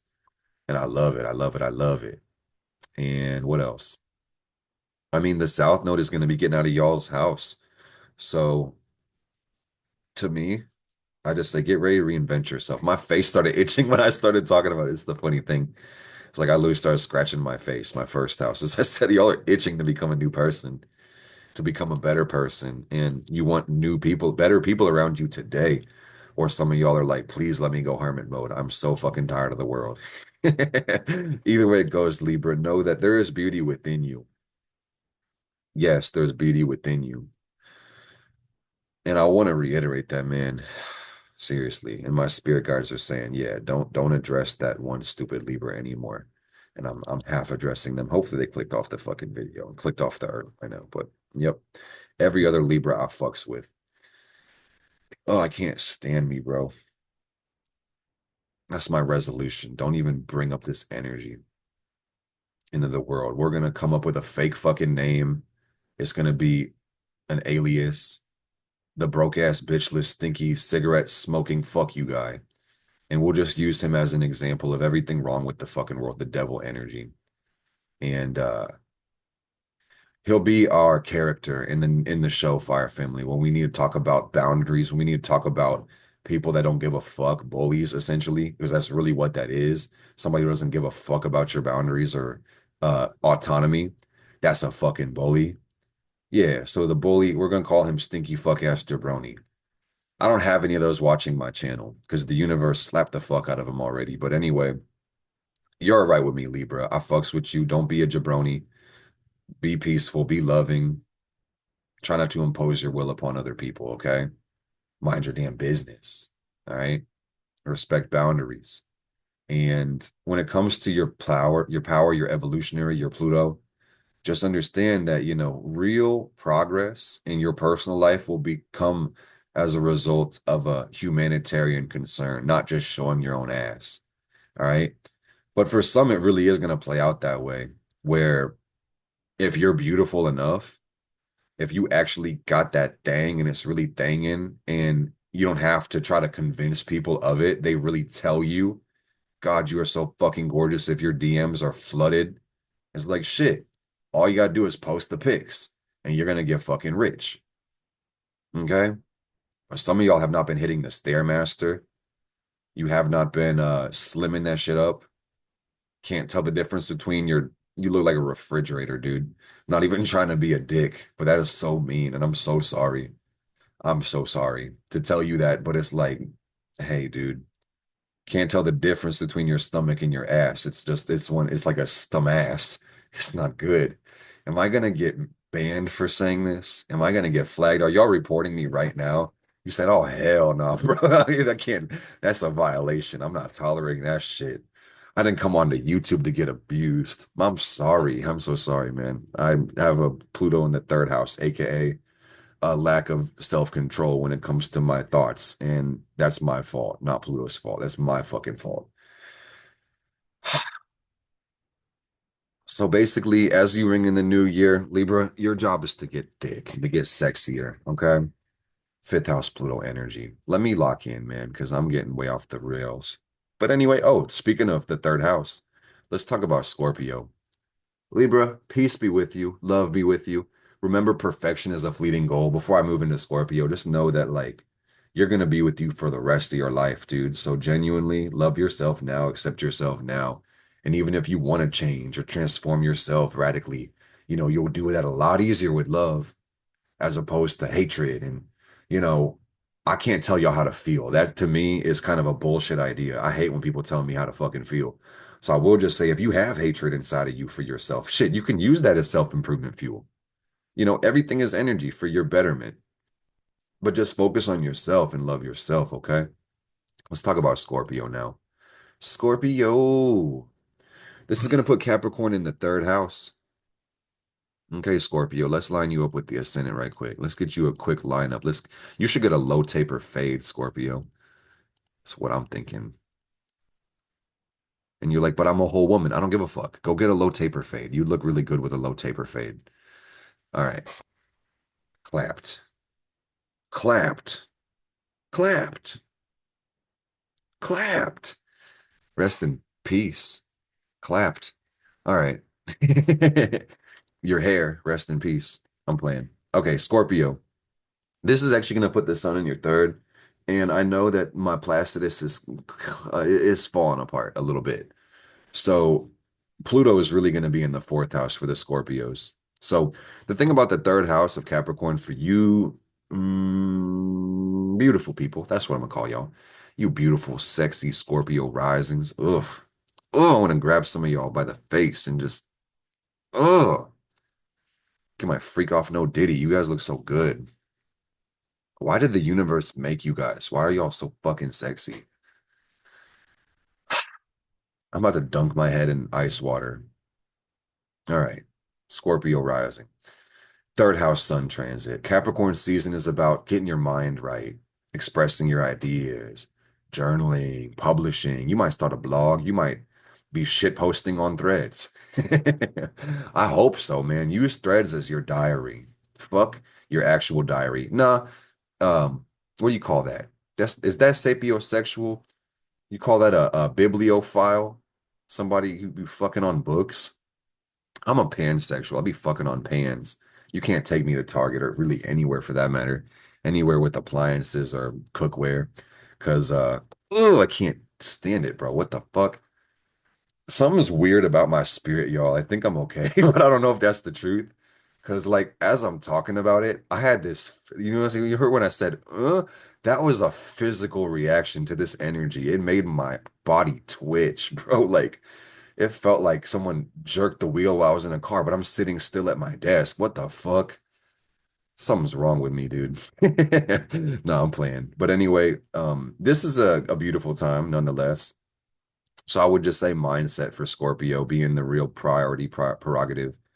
You may want to get more involved in your community. To be honest, the third house reflects social media too. So with there being millions upon millions of Scorpio risings, I know the message for some of you guys is literally going to be post your damn fucking content, dude. You have a whole business, but you hate promotion. Why the fuck would you be successful? Answer me that. You think good ideas are going to promote themselves or the law of attraction is no, you got to promote yourself. Come on now. Learn a skill, and don't let perfectionism get you down because that's a fleeting goal. You can never be perfect. If perfect's the enemy of good, you'll shit on yourself with should. You hear me? Okay. Okay. So it's all about getting your message to be more concise and putting yourself out there. You may spend more time with siblings and neighbors with the sun in the third house. But I will just say that to me, what speaks the loudest about this energy is you guys taking control of your conversation with yourself and exercising affirmations with leverage. Let me put it this way, gang. Your life literally revolves around your identity. So who the fuck you think you are matters the most. Okay? Forget what the haters say. Forget what, you know, God said, or forget what your mom and dad said. And I will say double down on that because Pluto in the fourth could really be about healing the past and, deeply embedded ancestral traumas and shit like that too. You're gonna have Pluto in the fourth for 20 years. So I will say this is not a new, it is a new energy. It kicked in this year, but it will not be going anytime soon, basically. So Pluto is going to be squaring up with your ascendant at some point, and I'm sure you have other fixed planets and other, air planets, and they're going to be making aspects and such. So do pay attention to your chart, Scorpio, and keep evolving your mind. And really, the third house deals with travel on a short-term basis. So if you ever feel funky, take yourself a nice walk or do a little drive to clear your head, and a switch of environment it could be everything you need basically within your life. And that's really the gist of it. So Sagittarius is going to be next, and that's going to put the sun in the second house. And the real gist of this transit is going to be getting your money up, not your funny up. Okay. I mean, but you guys are jokes every day. So don't be afraid to enjoy your life at the same time. But Pluto in the third, you guys could kind of see some themes if you're watching the whole video, but the sun and Pluto are literally a sign away. So there's going to be like a gradient shift between each sign. Okay. So I'm gonna double down on y'all and say, Sag rising, you really got to get your mind right too. Take control of your conversation with yourself. That bullshit overthinking, it really is going to be the detriment of you if you don't redirect it. But financial planning and debt consolidation, or literally planting new seeds and income streams, is going to be super key for you. So that being said, how do you feel about yourself is super important, because this ties into your material stability. It's so crazy and sometimes sad to really think that people could have damn near everything they want. It's literally in the realm of their possibilities, but because they feel unworthy, they literally don't fucking reach for it. So please, for the love of God, don't let that be you. All right. And I know, based on the people I talk to, my algorithm, my analytics, my experiences with humans, a lot of you MFs got Pluto in the first because you're Pluto Sag and you have raw primal power at your side. So it just strikes me as like, this is your time to shine. All right. It's time for you to go hard and really put yourself on the path to wealth. And what is crazy about this whole video I'm making is that I really feel like this is about, you know, the focus for the new year, because this is going to be the month that sets us into January. So genuinely speaking, it's going to be about Sag. Y'all need to get rich. You need to really improve your finances. And the problem is you're disorganized. You can't hit a target you're not aiming at. It's like some of y'all are killing it with the affirmations and the law of attraction. And that's the air element. And you may even see what the fuck you want. Fire element. You can visualize it. You vision boarded it. Your fire and air is on point. You got all this extroverted masculine energy pushing out, but it's like you don't have a fucking plan. You don't have a conservative path of action. You don't have any water or earth really leading you towards it. So you have to start to feel rich. You got to start improving your health. And beyond that, you need to get an actual plan on earth to really make this shit work. So that being said, this is the shit that a lot of people are afraid to fucking do. But I promise you, if you can do this, your life will change. Write it the fuck down. I'm not talking write down, I am a millionaire or I will be a millionaire. That too, that's really the air and fire I'm talking about. But I'm talking about all your bills. Do a monthly expense and basically say,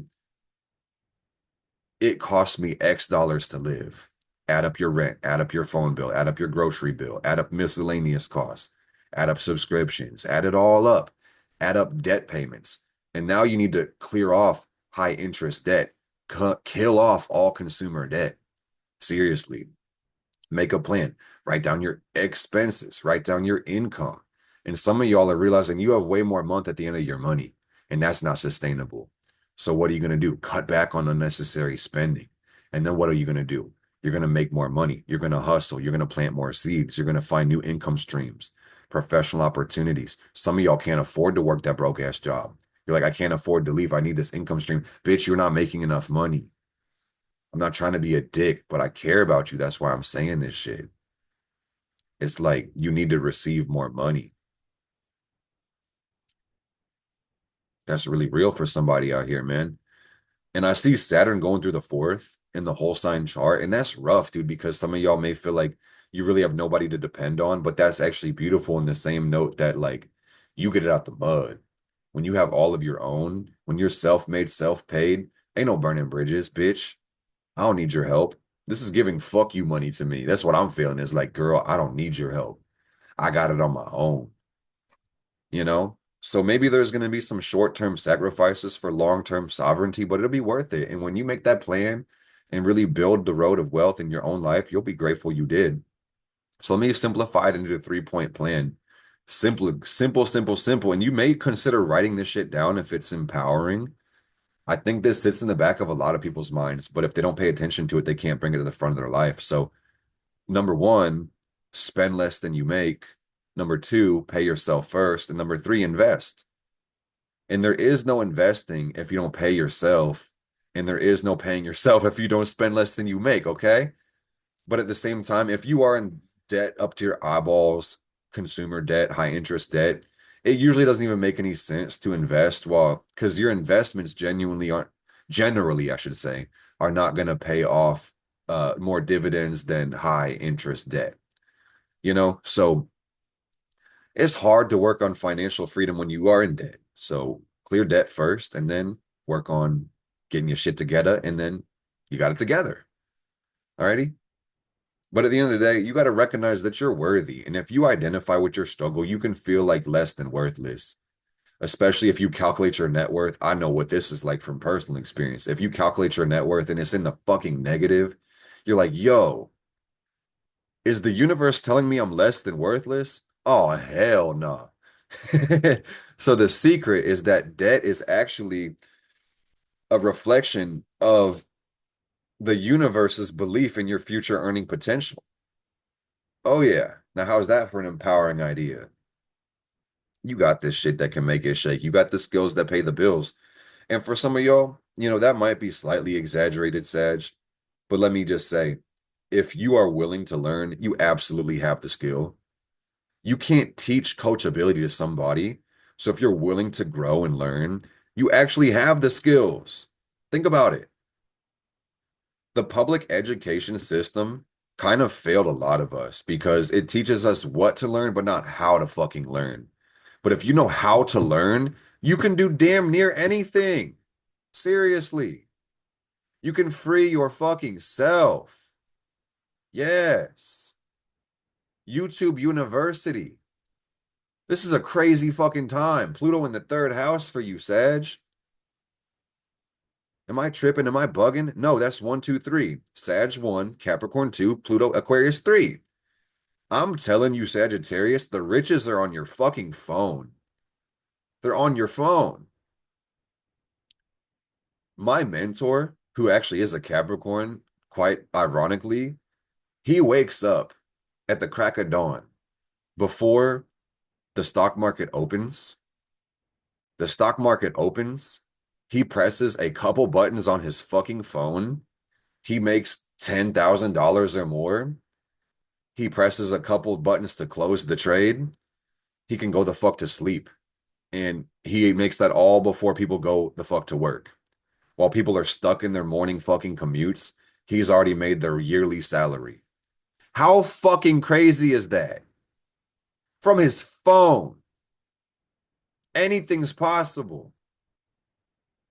Your first million will probably come from a service-based business, but your second and third and subsequent millions will most likely come from investments or scaling a product or a service or something like that. So, hey, gang.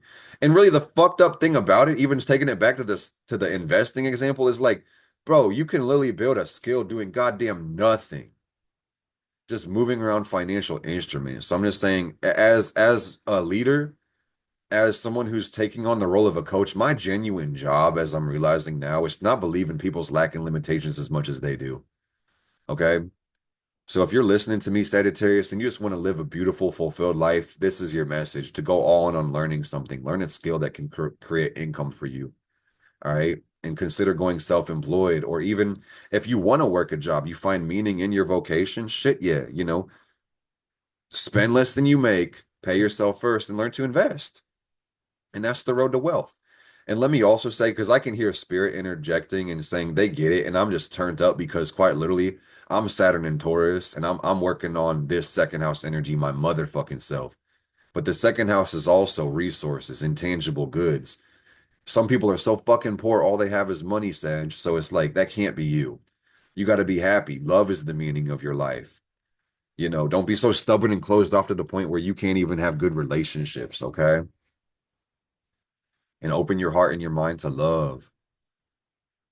And what I like about this is, traditionally Saturn is hard to have Saturn in your fourth, which you guys have right now. And that means it feels like a cold world and you may be more self-reliant and independent right now. And it may be a fear of intimacy, quite literally. And that just says, you know, don't let the fear close your heart too much, okay? And recognize that love is out here and you can enjoy your life too. And really, the good life is meant to be enjoyed. You're supposed to get the cake and eat it too. Rich people have their cake and they eat it too. And I'm talking mentality, by the way. Middle class people say, oh, cake's too rich. I'm just going to have a little piece. And then poor fuckers, they say, oh, I can't afford cake. And they buy a donut and they look at the whole and they wonder why they have quote unquote nothing. Oh, Lord. Oh, Lord. Let's not be the latter, okay? Because when you get rich, you can send everybody home with a cake. You feel me? It's bigger than just you. So, Sag, I just recommend you study your Jupiter sign and recognize what you're really meant to give within this life, okay? And right now, with Jupiter transiting your seventh house, it's genuinely about you helping other people. Help people, and they'll help you. Find a way to serve, find a way to teach something, find a way to build. And for some of y'all, this is going to be like really it's about student mode because you can't draw from an empty well. So if you feel like you lack the skills or the support to give to the world, study your fucking ass off. Study until there's a force so powerful within you that nothing can fucking stop you. And that's Pluto in the third. I salute you guys. I hope this helped because this comes from love. I hope you can feel the love and the passion. Hey, we're on the back end of the wheel. This is beautiful. Capricorn. Capricorn, let's go. Capricorn, let's fucking go. Y'all got me hype. Capricorn in the first house. Let's fucking go. It's about reinventing yourself. It's about your personal goals, you being the focus. This is the glow up. This is you being selfish. The sun just moved out your 12th back into your first. Hey, this is about your glow up, Capricorn. This is about you putting on that style, you putting on that swag, you get in your bag. Pluto in the second as well. So, hey, you may want to listen to Sagittarius's breakdown as well, because the sun, I was shedding light into the second house. So I know that you may not identify as Sagittarius, but you may want to run this back one sign because that second house energy is very fucking important for you too, with Pluto being in there, okay? And for brevity's sake, I don't want to sound like a broken fucking record, but y'all need to get motherfucking rich. Some of y'all are rich, and you're fucking uh wiping your tears with $100 bills, and you got Prada bags under your eyes because you've been working your ass off. You feel me? But some of y'all are broke as a joke, and it ain't no funny, and you got more month at the end of the money. So go back and listen to that second house energy, okay? Sagittarius rising, their breakdown. So if that's not you, ball out, jabroni. I don't, no, let me rephrase that. You're not jabroni. We're reserving jabroni for the worst of worst people. Who the fuck would name their kid jabroni? And I'm sorry if you are named jabroni, because you might be a good person.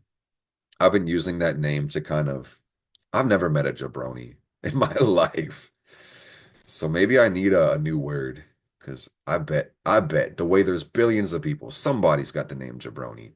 But basically, Capricorn, let me just reiterate, the sun in the first is the glow up, and this is about you prioritizing your self-discipline and your personal integrity and your self-love and making you a priority, being a little more selfish too, okay? And that's cool. It's like it's great to make you a priority, put you first. Because life is about love and love is a gift. We have to give love, right? In order to even put ourselves in the position to receive it somewhat. So I'm just saying, fill that cup first, okay? Be ready to receive. And because this is Capricorn energy, this is about you guys taking some time to reassess life and think about where am I going for the future? What's my 1 year, 3 year, 5 year, 7 year, 10 year? You know, beyond the next year and the months and the quarters, like get it together. Think about it, plan about it, see about it, be about it, tree about it. Yeah, climb a tree about it.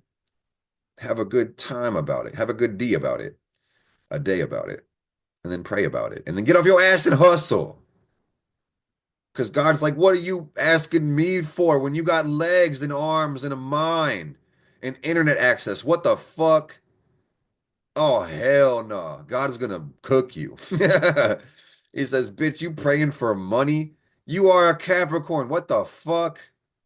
Don't you ever insult me again like that. And I'm speaking from the mouth of God, okay? And if you said, oh, that's blasphemy, y'all should burn your Bibles and learn how to trust your own mind and recognize God is not in the Bible. God is in your soul, okay? And if you love the Bible and it provides you solace and reprieve, more power to you. I'm not telling you to not be a Christian, but my Pluto Sag just had to show its ass for a second and say, man, you better recognize God in yourself in every fucking thing. All right. And what's in the 12th house? Mercury. Yep. What else? Sixth house. Okay. What? Blah, blah, blah. Blah, blah, blah, blah, blah, blah, blah. Saturn in the third house. Blah, blah, blah, blah, blah. Blah, blah, blah, blah, blah, blah, blah, blah, blah, blah, blah. And also with Mars in the seventh. Blah, blah, blah, blah, blah, blah, blah, blah. It's actually in the eighth. Blah, blah, blah, blah, blah, blah, blah, blah, blah, blah, blah, blah, blah. And Pluto in the second. Blah, blah, blah, blah, blah, blah, blah, blah, blah, blah, blah. Fuck all the bullshit. Y'all get rich. Don't be so stubborn and closed off that you get the itch and everybody sucks besides you because you might be in frog in the well mode where it's like, life is limited to your own tiny little pinhole of perception. All right. And then a crisis has to take you out the well, flood your shit, and be like, oh shit, there's a whole world out of here. I've been too closed off and stubborn. Okay.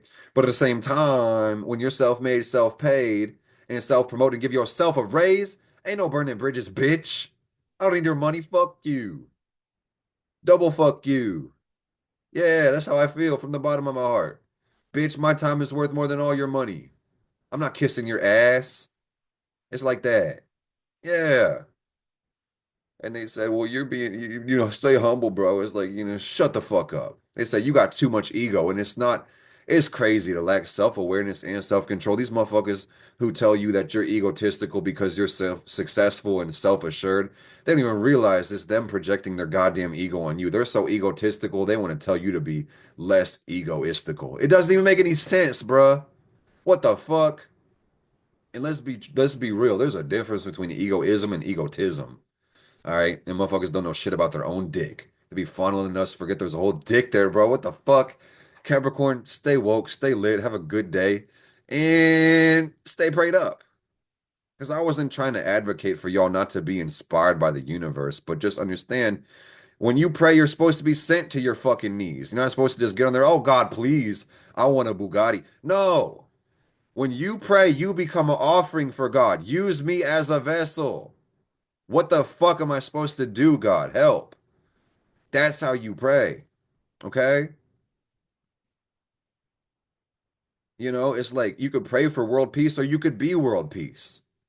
You feel me? Am I making sense, guys? Capricorn, let me know if it blah blah blah blah blah blah blah blah blah blah blah blah blah. Okay, let's talk about Aquarius. We're almost done. We got two more signs. Aquarius! I'm fucking excited. Why? Because you got the sun in the 12th, and this Placidus is fucking up. Blah blah blah blah blah blah blah blah blah. Oh Lord.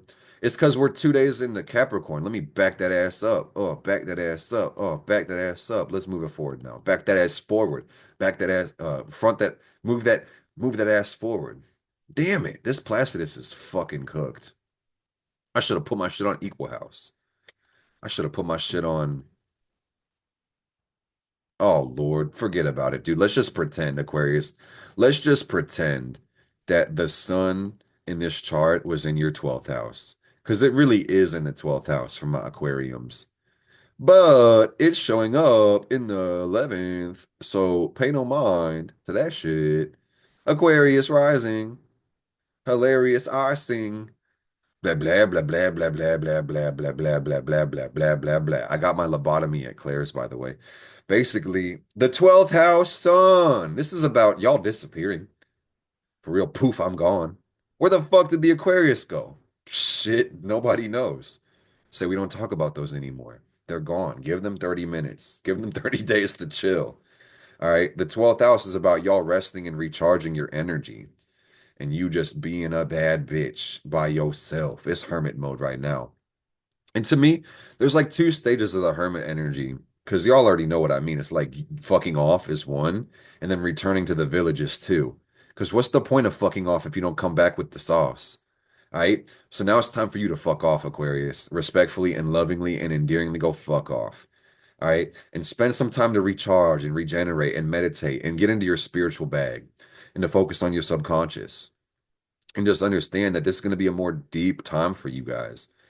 And your spiritual discipline is going to be really a priority and a focus at this time. And also, you guys just had Pluto move into your first motherfucking house. So I know some shit is stirring up in your life and you're like, yo, who the fuck am I? And why do I exist? And some of you are like, oh shit, this is why I exist. And you figured it out and you're like more excited than ever.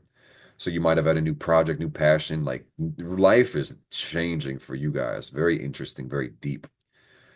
So you may think about yoga, you may think about meditation. I would also say on a more serious note, it's like taking a black light to your belief systems and your paradigms and questioning, does this shit even serve me? Does this even make any sense? I also see Saturn in the second, blah, blah, blah, blah, blah, blah, blah, blah. Saturn in the second is like, it's saying, hey, what values am I holding? And do these hold weight? Or am I holding myself back? Y'all may want to watch the Capricorn breakdown because Pluto's been moving, you call it adjacent the sun sign. But yeah, second house Saturn says get your money up, not your funny up. Do your shadow work. Heal the subconscious patterns in your life. I know that's right. What else? Uranus in the fourth saying, oh shit, who driving this bus? This shit is fucking fast. Is she drunk? What the fuck? Who driving this bus? I think she drunk. Yeah, yeah. I hope I'm making sense because I make sense to me and I'm laughing and I'm ready to end this video, but we got to get Pisces. We can't forget about Pisces, Mr. and Mrs. Shiesty. All right, who's next? Well, Aquarius. Teamwork makes the dream work, but ultimately, you got to make sure who you bring to the table is on your A game. All right. So the self-sabotage has to stop and the self-love has to be real for that to happen. Okay. So that's what I'm seeing about the 12th house sun transit Capricorn energy. Aquarius, my Aquarius brothers, sisters, or non-binary blisters. And I don't mean blister in a negative way. I was trying to make a rhyme. But my non-binary Aquarius, my Aquarius people, my Aquarius bag of lizards, my Aquarius beings or non-beings, trying to include everybody and the nobodies. My Aquarius, you guys just need to cut out the self-sabotage and don't be hurting yourself and try to transcend yourself through, evolution being the only solution, self-mastery being the focus. Good habits, they never hurt anybody. Bad habits hurt a lot of people. You feel me? So Aquarius, let's get to the Pisces. Make sure you say highsies to the Pisces. Pisces. Let's back that ass up because my chart is cooked, Pisces. So I want to just say, pardon me. What we have is the sun really in your freaking 11th house. But it may show up in the 10th in this chart. Pay no attention to the actual chart house. I mean, you could pay attention to the chart, but just understand like my shit is cooked. So Capricorn really sits in your 11th house. And if you do the math, you'll see it if you count them all out. Pisces 1, Aquarius 11, Capricorn. Wait, what? Pisces 1, Aquarius 12, Capricorn 11. I think I fucked it up the first time, but that second one was good. So Pisces. Moving to the end of the year, check me out. Check me out. Check me out. This is going to be about expanding your network and you getting your ass out there and kicking it with your friends and riding bikes. Or maybe you'll go sledding because it might not be, warm enough to ride a bike.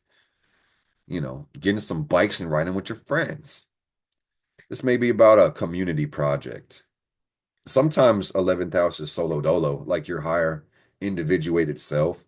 You guys may, I mean, Pisces are secretive off rip, so you may be, and also you got Pluto in your 12th too. So this may be time for you guys to fuck off into the deep end and spend time in your spiritual journey. And I'm feeling the need to say this. I should have said this really towards the beginning of every delineation, but like because Pluto is in the sign right after Capricorn, if you guys watch the breakdown for Aquarius rising, you may relate to that as well. Because Pluto has, or I'm sorry, Aquarius has the sun going through their 12th, Pluto going through their first. So when you put the sun to the 12th house, where Pluto happens to be, you guys will probably relate to that breakdown as well. But really, the focus for the month is going to be the 11th house with the sun.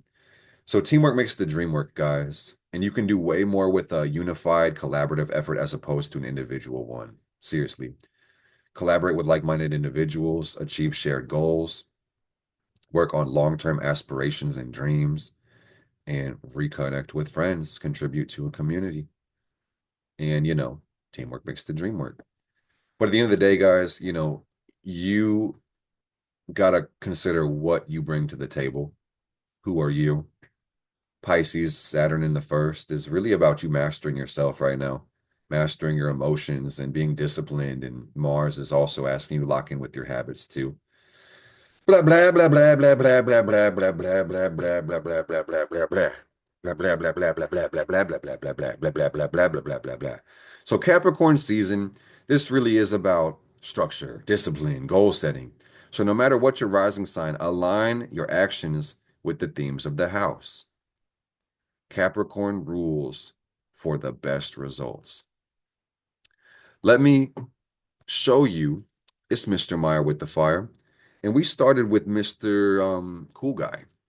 And now we got Mr. Shiesty. So you could do everything we've talked about in this video or crash the fuck out. Crash the fuck out. Who gives a fuck? It's just a simulation. It's just a game. Don't do it. Don't set goals. Sit on the couch. Eat your chips. Smoke the weed. Fuck off. Give up on your dreams. Oh, yeah. And what else? Crash out. Crash out. Crash out. Crash out. Crash out. Crash out.